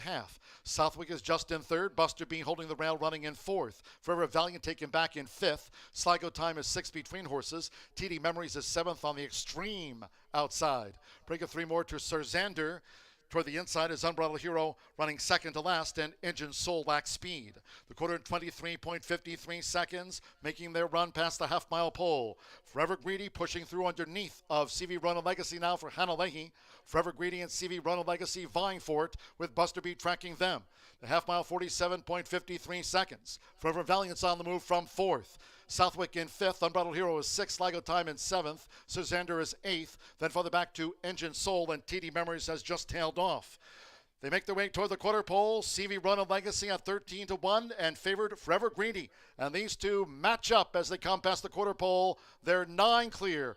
From Forever Valiant running into third. Then toward the inside is Buster B on the outside, Unbridled Hero. And next is Sir Xander. 3 quarters in 1 minute 12.08 seconds with Hannah Leahy. It's Forever Greedy. Forever Greedy in front. Now is pulling clear from CV Ronin Legacy, who's second by 4. And as they come down toward the line, Unbridled Hero's back in third. Sir Xander's fourth. Forever Greedy, the favorite, obliges by 6. CV Ronin Legacy was the runner-up, Unbridled Hero third. Then Sir Xander and Forever Valiant.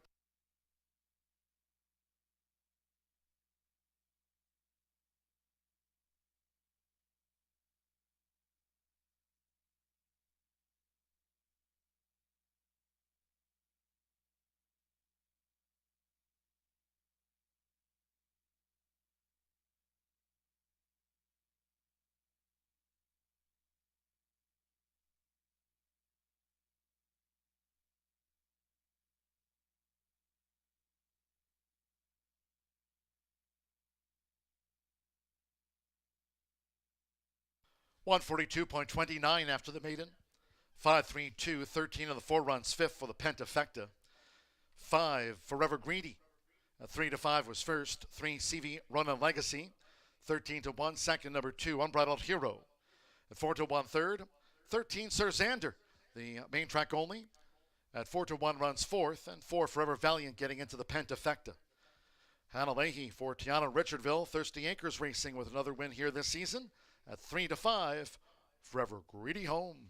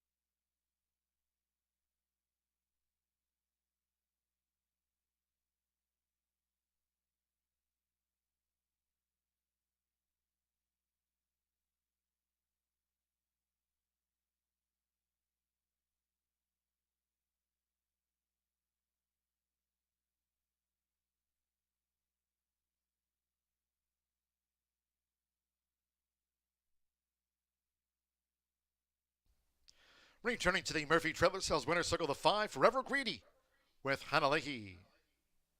Forever Greedy is a 3-year-old big gelding by Forever Doro. Out of the Quiet American mare, Greedy American. Bred here in the Hoosier State by Tiana Richardville's Thirsty Acres Racing LLC. Horseshoe Indianapolis congratulates the winning connections of Forever Greedy.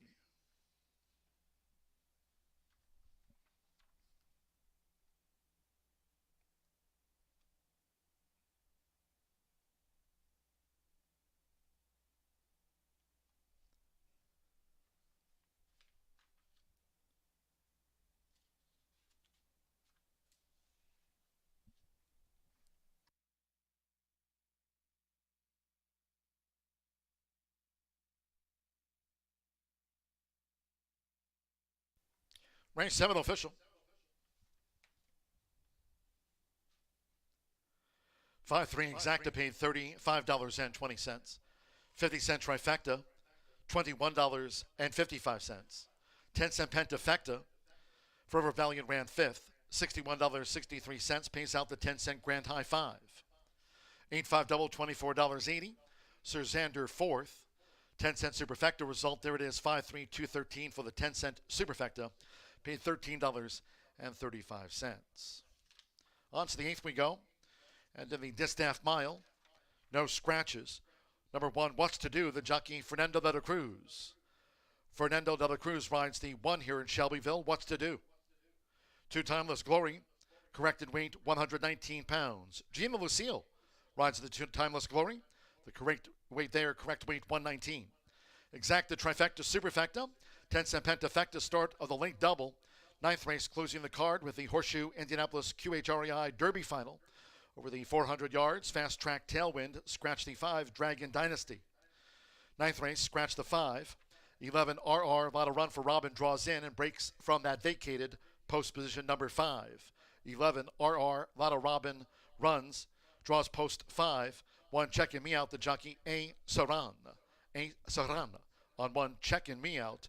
Race 9, the Horseshoe Indianapolis QHREI Derby final to close us out. Fast Track, post time for the mile, 5:45.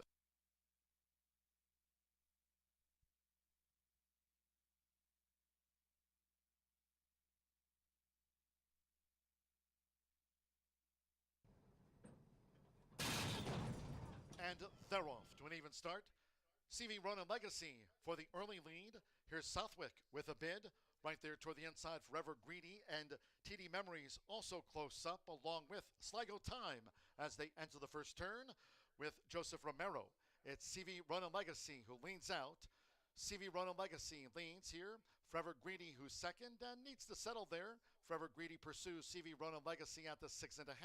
Southwick is just in third. Buster Bean holding the rail, running in fourth. Forever Valiant taken back in fifth. Sligo Time is sixth between horses. TD Memories is seventh on the extreme outside. Break of three more to Sir Xander.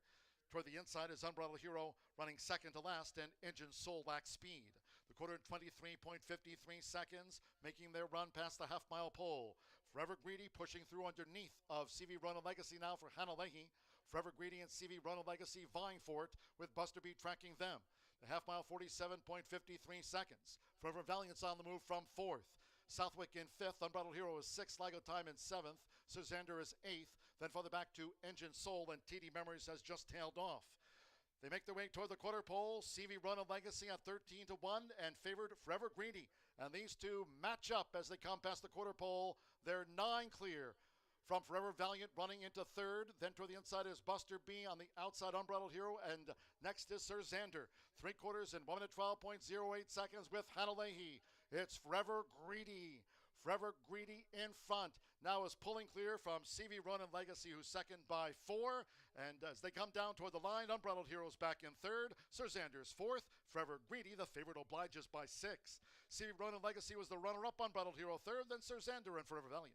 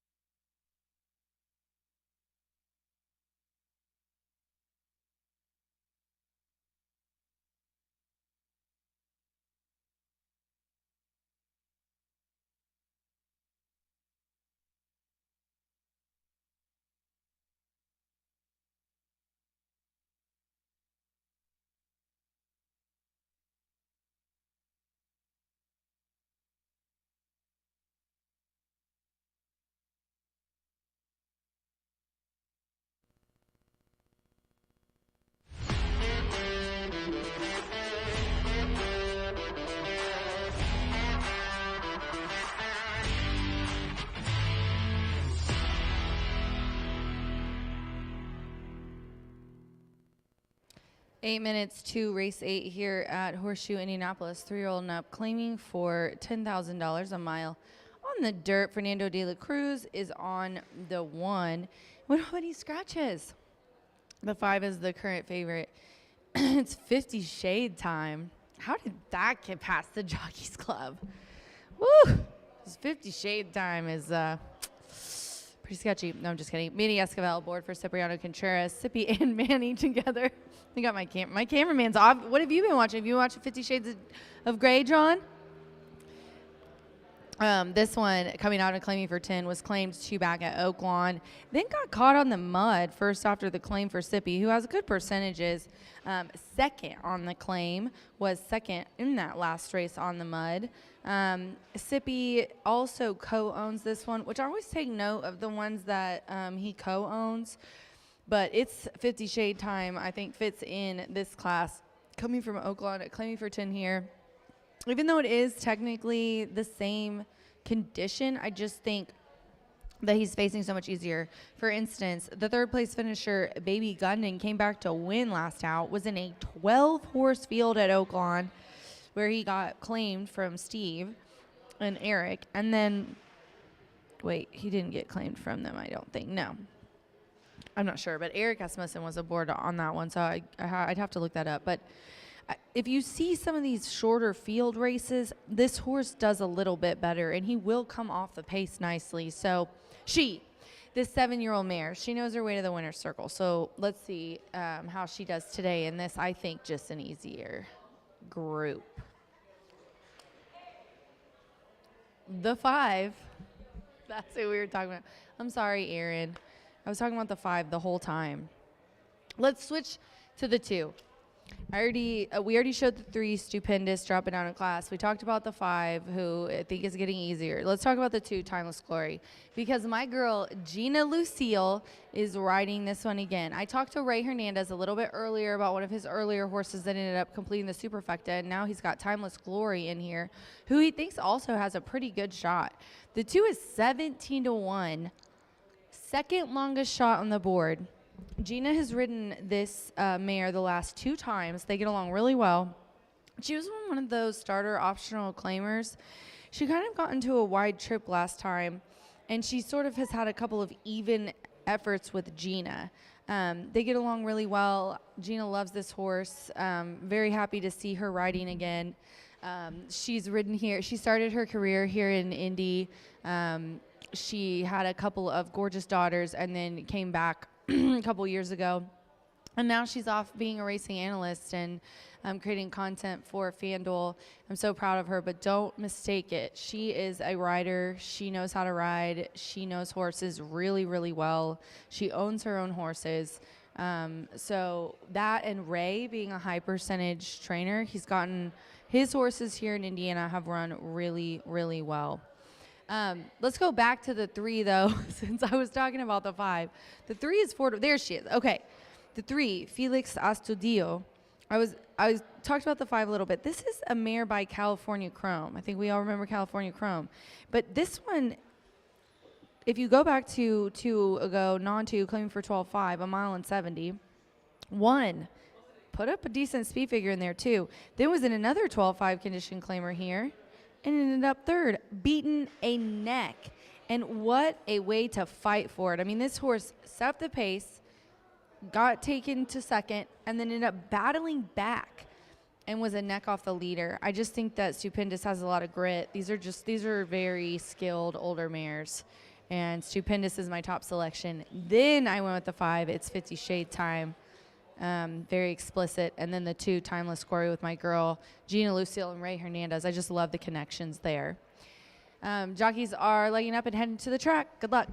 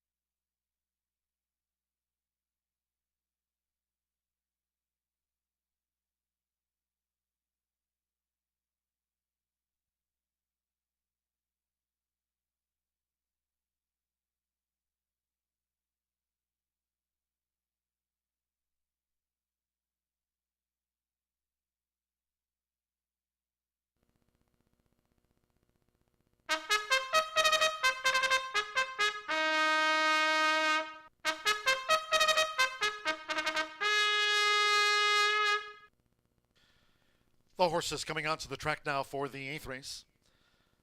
This race will be run on the main track over the mile. Infield of 7.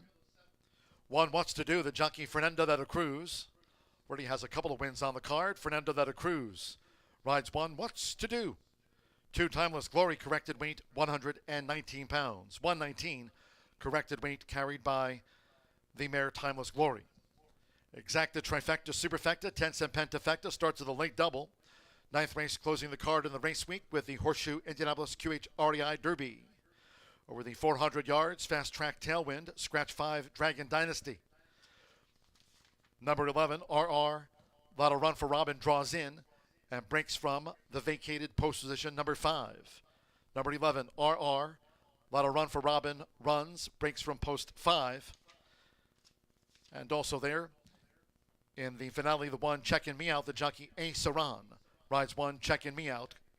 Again, the 9th race, the Horseshoe Indianapolis QHREI Derby Final.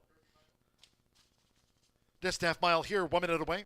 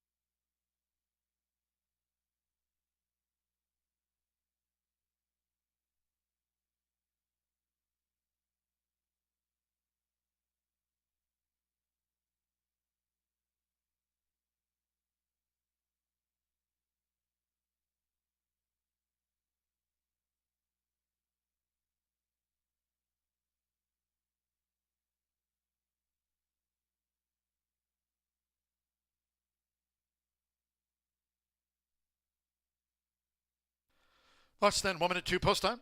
Less than 1 minute to the mile.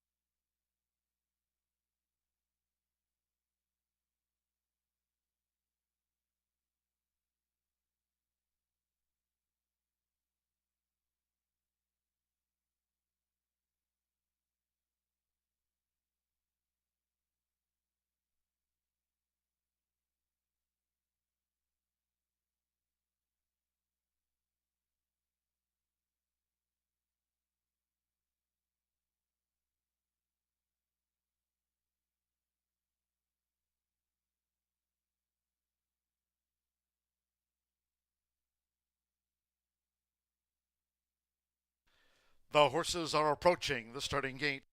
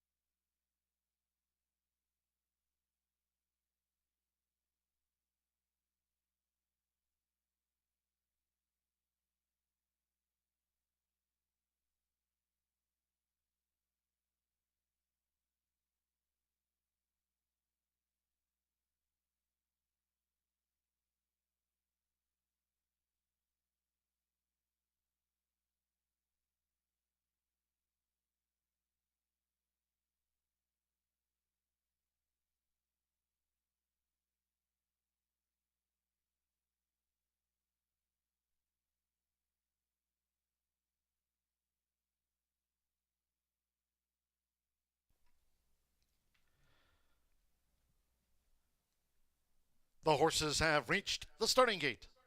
It is now post time. Loading for the mile. Fernando de la Cruz with What's to Do. Joe Ramos' Cinderella Story joins What's to Do. Gina Lucille with Timeless Glory. Manny Esquivel, it's 50 Shade Time, goes into the gate. The 4-5 favorite, it's 50 Shade Time. Felix Ostadillo, Stupendous in. Now Alberto Burgos with No More Fake News. One more for the mile. Joe Rocco Jr. with For the Girls. It's 50 Shade Time, 4-5 favorite. Fast track. They're in the gate.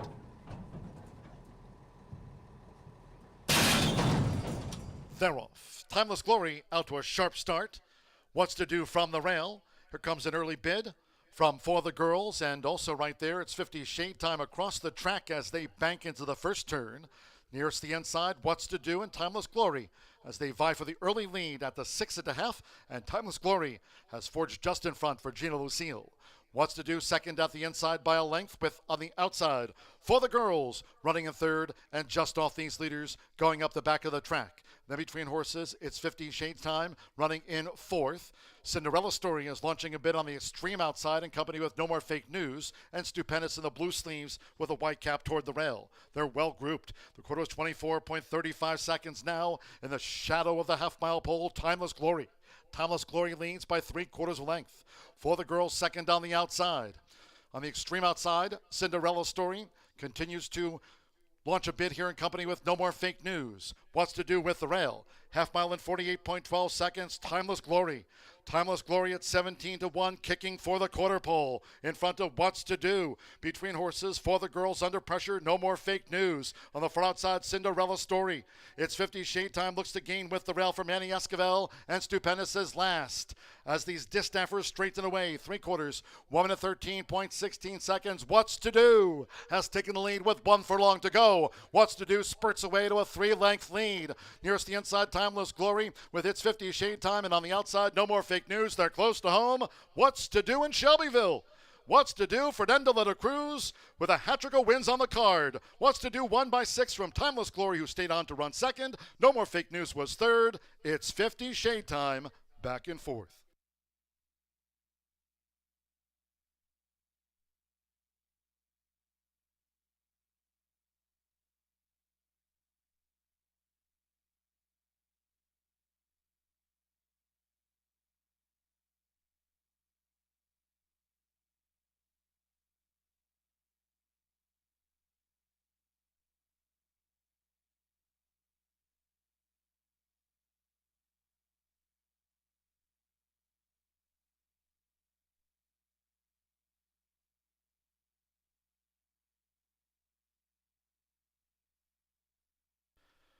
$138.93 after the Distaff mile.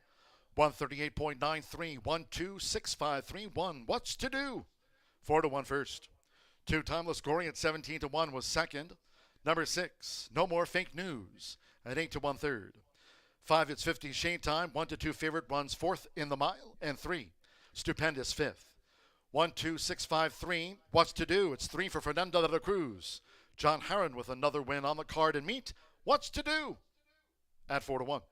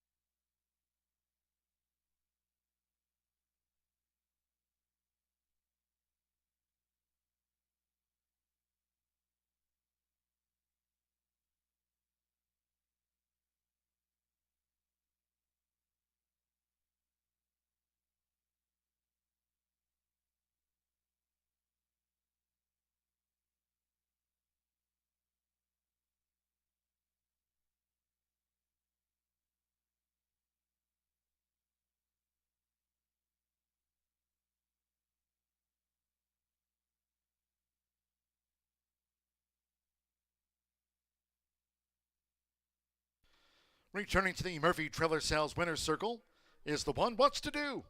Riding triple for Fernando de la Cruz. Wins 3 here on What's to Do.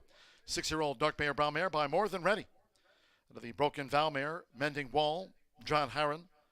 Trains owned by Harron Thoroughbreds LLC of trainer John Harron. The winner was bred in Kentucky by Mrs. Jerry Ammerman. Horseshoe Indianapolis congratulates the winning connections of What's to Do. Results in 1 to exact at $115.80. The trifecta $99.10. 5-1 double 24.20. The 10-cent pentafecta rounded out by Stupendous, $159.89. The $1 late pick 4 presented by Itoba paid $1,400, $16.80. Its 50 shade time ran fourth. 10-cent superfecta, 1265, $57.35. Pick 3, $39.10. And the 50-cent late pick 5, $3,090.15. Late pick 5, 5 of 5. The Distaff mile at 138.93, fast track. One more to go. Race 9 closing out the card in the race week here with the Horseshoe Indianapolis QHI Derby final. Over the 400 yards, fast track, and there's the slight tailwind. Scratch 5, Dragon Dynasty, scratch the 5. 11, RR, lot of run for Robin. Draws in and breaks from vacated post position number 5. Post 5 for the number 11 in your program, RR, lot of run for Robin. Breaks from 5 in the Derby final. 1, checking me out, the jockey Ace Aran. On 1, checking me out. Exacta, trifecta, superfecta, the 10-cent quarter horse pentafecta. Post time for the QHREI Derby final, 6:13.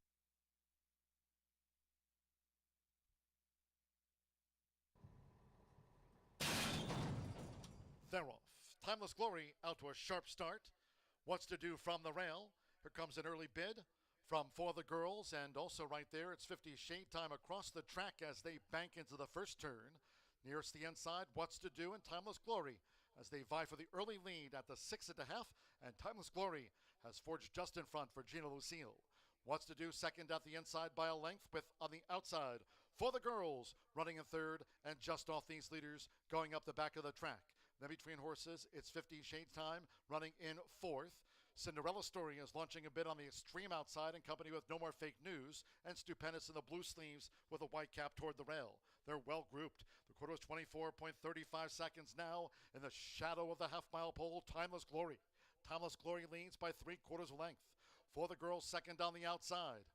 On the extreme outside, Cinderella Story continues to launch a bid here in company with No More Fake News. What's to Do with the rail. Half mile in 48.12 seconds. Timeless Glory. Timeless Glory at 17-1, kicking for the quarter pole. In front of What's to Do. Between horses, For the Girls under pressure. No More Fake News. On the far outside, Cinderella Story. It's 50 shade time, looks to gain with the rail for Manny Esquivel, and Stupendous is last. As these Distaffers straighten away, 3/4, 1 minute 13.16 seconds. What's to Do has taken the lead with 1 furlong to go. What's to Do spurts away to a 3-length lead. Nearest the inside, Timeless Glory with its 50 shade time, and on the outside, No More Fake News. They're close to home. What's to Do in Shelbyville. What's to Do, Fernando de la Cruz with a hat-trick of wins on the card. What's to Do, 1 by 6 from Timeless Glory, who stayed on to run second. No More Fake News was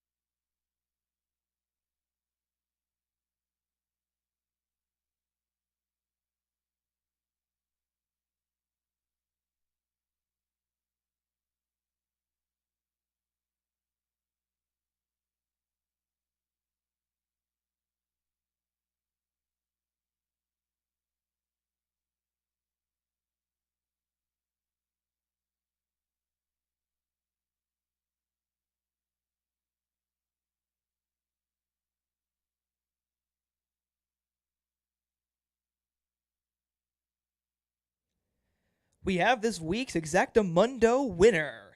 This weekly winner was David Browning, an online player who amassed a total of $213.90, collecting a $100 prize amount for this week. Congratulations!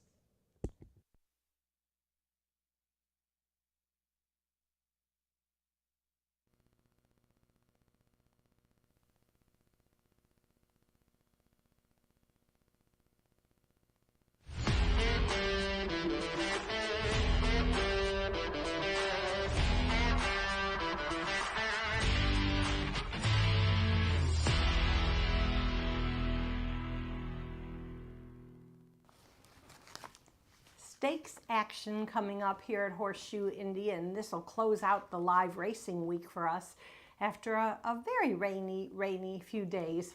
But we're going to bring some sunshine to you with this final of this amazing stakes for 3-year-olds. It's the 132,000 Horseshoe Indianapolis QHI Derby, and I think you're going to enjoy what you see. We certainly enjoyed the trials. They were contested over a very nice fast track, beautiful sunny afternoon when we had our first all quarter horse day, and we were all marveling at the fast performances by these 3-year-olds. 5 trials, and of the 5 trials, we have the 10 fastest qualifiers that you'll see coming up very shortly, competing at 400 yards. All right, well, let's not waste any time. We're going to go to the paddock, and I'm going to begin with the fastest qualifier, and that's number 8, Running Against the Wind.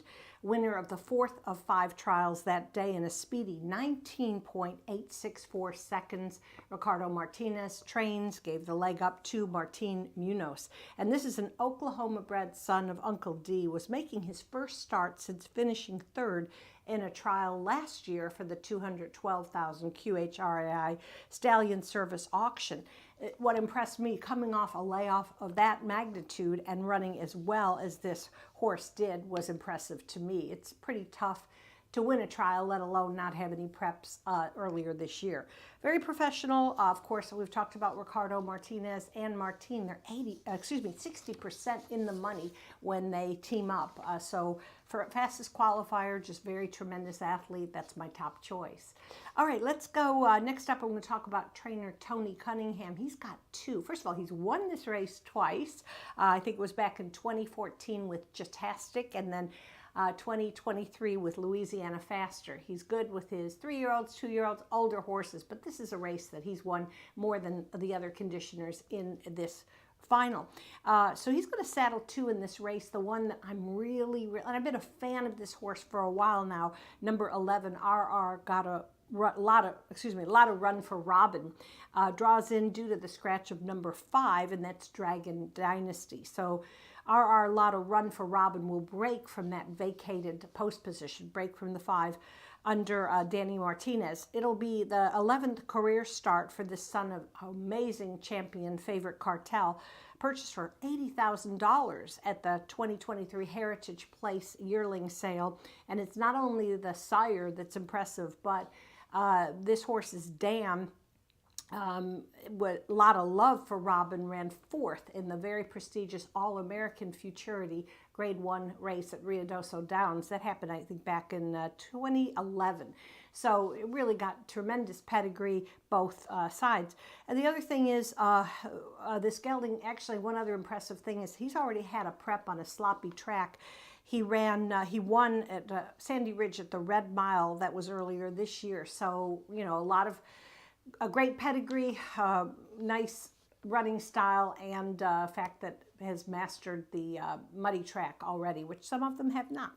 All right, so that's my second choice. Let's move next to number 10, and that's Candy Girl. Ooh, she was speedy in her trial for Jesse Vasquez, and her husband Giovanni Vasquez Gomez just rocketed out of the gate.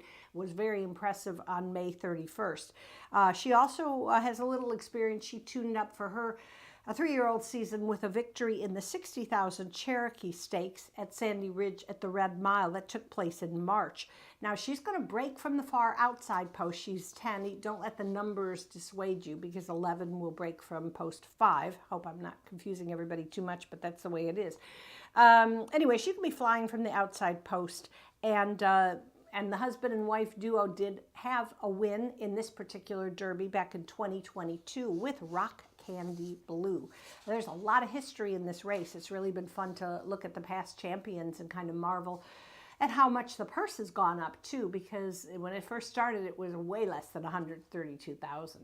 All right, I got one more that I want to mention, and that's number 3, Jolie Lady, trained by Tim Eggleston. She won her trial in gate-to-wire fashion. Just push button, just looks so easy. Oklahoma bred filly by Big Lou, and Eduardo Diaz made it look really easy in the irons. She rebounded nicely, but from a tough race, 8th place, but in a $161,000 Remington Park Oaks. That was back in the Remington Park meet in April. And let me tell you, I've told you before, that Remington Park meet is tough. So for her to have come out of a stakes, even though she didn't win, but also to do so well in her trial, was impressive. Okay, so this would be the first Derby, this particular Derby win for Tim Eggleston, but of course he's won a whole bunch of other stakes here at Horseshoe Indy. So I'm going to go 8, 11, 10, 3. Of course, if you do want to dive into that 10-cent pentafecta that pays huge payouts, I would recommend number 9. This is the one. It's the second Tony Cunningham training. I really liked the way this horse finished in the trial. All right, well, that's it for me. Good luck to everybody in this final today, and we'll see you back Monday. Hope everybody has a wonderful weekend.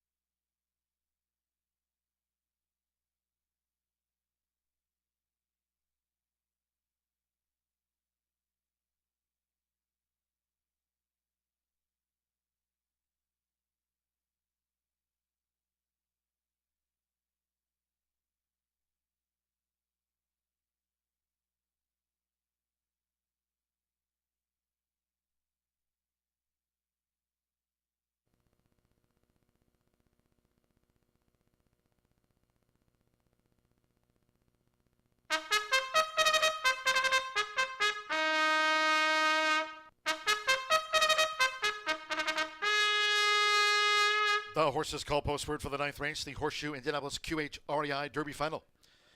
Over the 400 yards, fast track with a slight tailwind, scratch 5, Dragon Dynasty. Scratch the 5, again 11, RR, Lot of Run for Robin, draws in and breaks from post 5. 1, Checking Me Out with a Saran. Here they are for the Horseshoe Indianapolis QHREI Derby Final. A Saran rides the 1, Checking Me Out for Hector Sanchez and owner Carlos Lopez Garcia. Number 2, Jeffrey's Gold Wagon, ridden again by Diego Bocanegra. Natasha Perez trains, owned by Mark and Rosemary Gorney. 3 is Jolie Lad. Eduardo Luna Diaz up for Tim Eggleston, trains Doug Ruby's homebred. Number 4, Sweet and Hot. Angel Ramirez riding for Ezekiel Rodriguez and owner Angel Gonzalez. Scratch number 5. 6, Streaking Little Jess. German Rodriguez riding for Shauna Martin. Trains Ellie Pearson's homebred. 7, A Political Wagon with Christian Esqueta. Jesse Vasquez trains. 3-time winner is owned by Daryl Murray. Number 8, Running Against the Wind with Martin Munoz. Trained by Ricardo Martinez for owner Carlos Ramos. Number 9, This Is the One. Danny Martinez up for Tony Cunningham, who trains for Tennessee breeder owner Casey Cobell. 10, Candy Girl. Giovanni Vasquez Gomez in the saddle. Jesse Vasquez trains Angel Ventura's daughter of Uncle D. And drawing in 11, RR, Let a Run for Robin. As noted, breaks from post 5. Francisco Quintero riding for Tony Cunningham and A-Win Investments. The field for the Horseshoe Indianapolis QHREI Derby Final. Due off soon.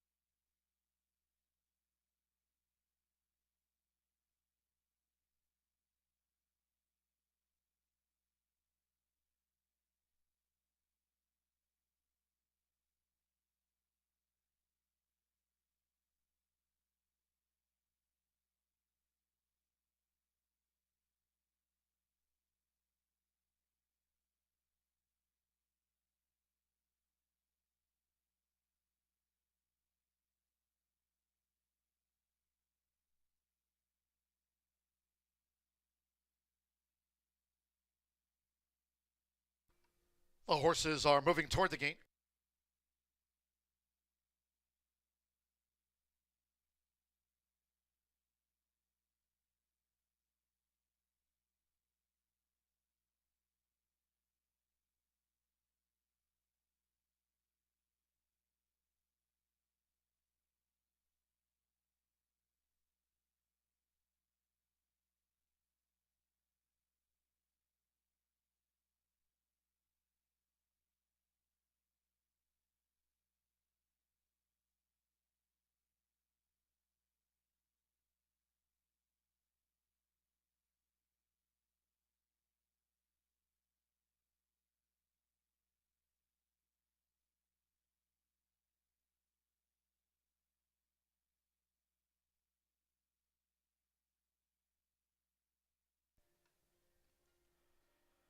Arriving at the gate, it is now post time for the Horseshoe Indianapolis QHREI Derby Final.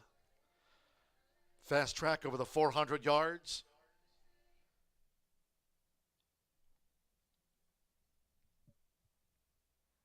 They're going in.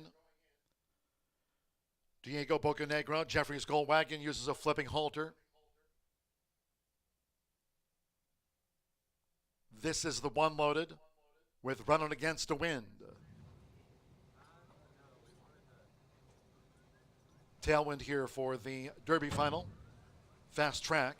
RR, let a run for Robin, drew in, breaks from post 5, does RR, let a run for Robin. Streaking Little Jess coming up to the gate. Streaking Little Jess went in well. A Saran, checking me out, has the rail draw.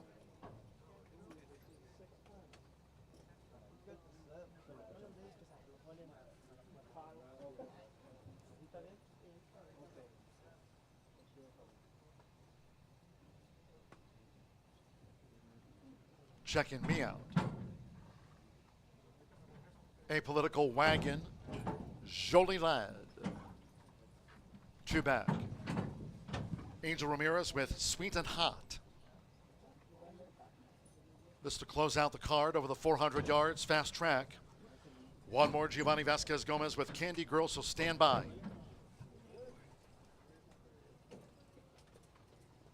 Monday post time, 2:10 p.m. Eastern. Here's Candy Girl. Thursday finale, they're in the gate. Off in the Horseshoe Indianapolis QHREI Derby Final. Sharp start for A Political Wagon. Nearest the inside, Jolie Ladd. Maybe just leads past the 220. It's Jolie Ladd in the blue blinkers. Jeffrey's Gold Wagon. Streaking Little Jess on the outside. A Political Wagon continues to charge. Running against the wind. And on the outside, Candy Girl at the wire. Jolie Ladd. Jolie Ladd on the wire along with A Political Wagon. Along with Running Against the Wind. And then this is the one. And Candy Girl after the Horseshoe Indianapolis QHREI Derby Final to close out Thursday's action.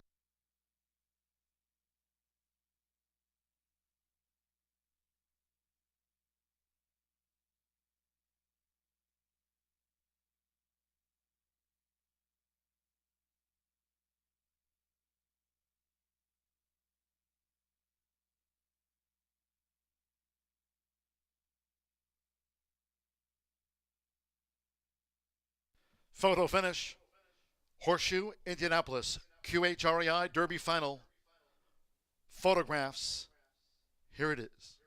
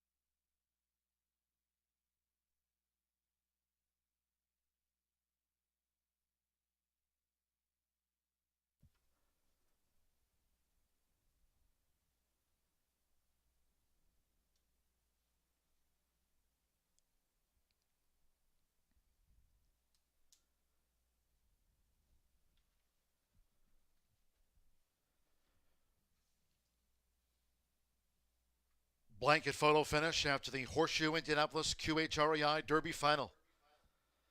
It's still in the judges' hands. We're standing by for the verdict after the Derby Final.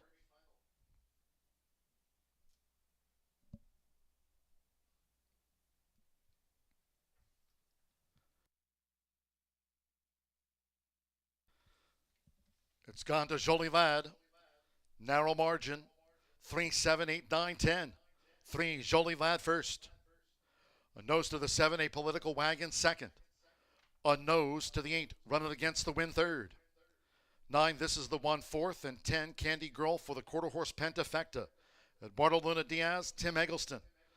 With a Derby Final winner, Doug Ruby's Oklahoma bred daughter of Big Lou. Jolie Ladd at 7-2.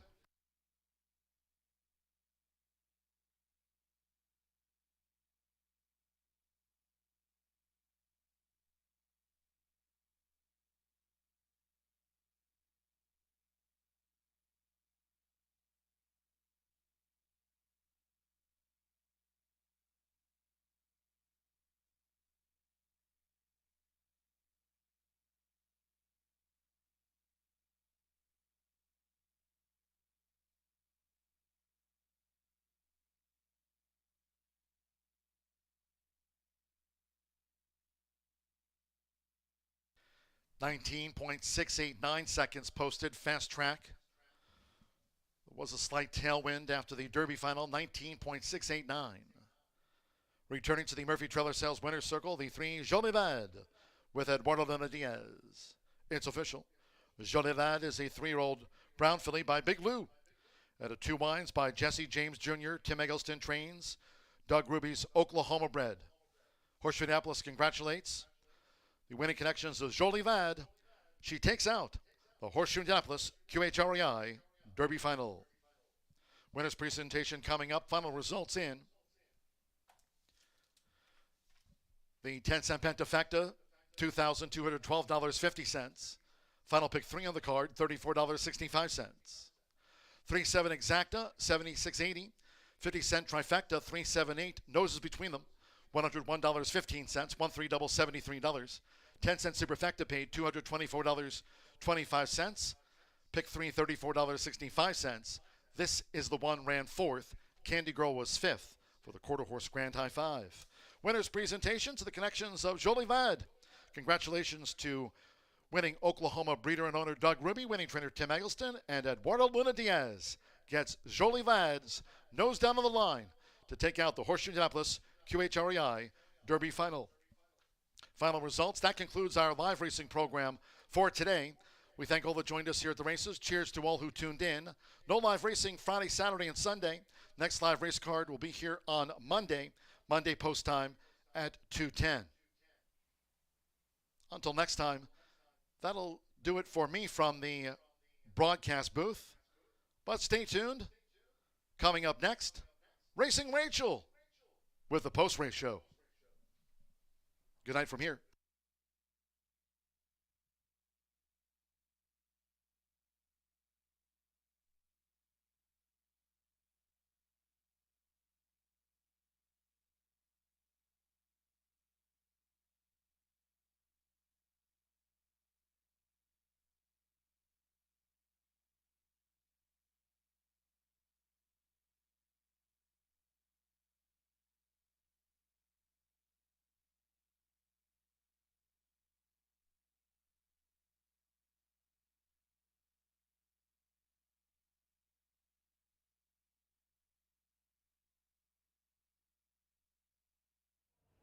Horseshoe Indianapolis QHREI Derby Final goes to the 3 Jolie Lade and $9. They didn't really respect you guys there, but you came all the way to Oklahoma. And if I would have known that, that's a telltale sign if you travel all the way here that you're going to win. So, Doug Ruby, tell us how happy you are with this filly. She ran big today.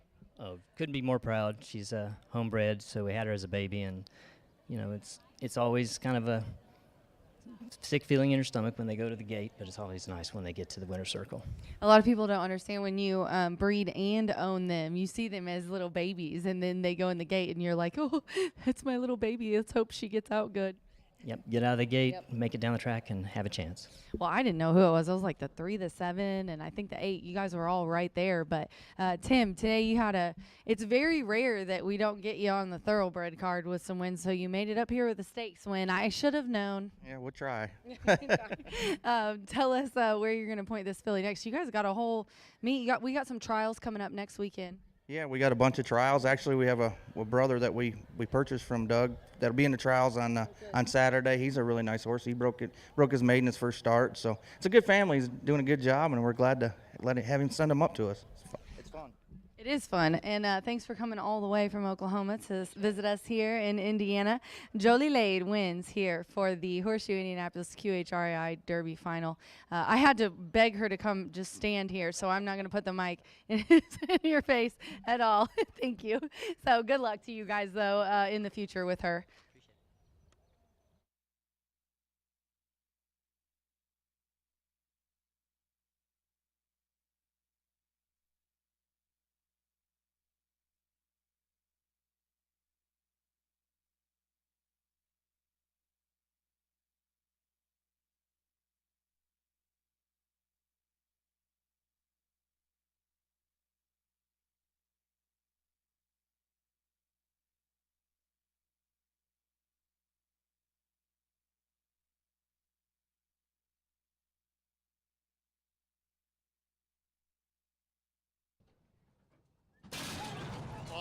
Horseshoe Indianapolis QHREI Derby final. Sharp start for Apolitical Wagon. Nearest the inside, Jolie Ladd maybe just leads past the 220. As Jolie Ladd in the blue blinkers. Jeffrey's Gold Wagon streaking little. Jess on the outside. Apolitical Wagon continues to charge. Running against the wind, and on the outside, Candy Girl at the wire. Jolie Ladd on the wire along with Apolitical Wagon, along with off in the Horseshoe Indianapolis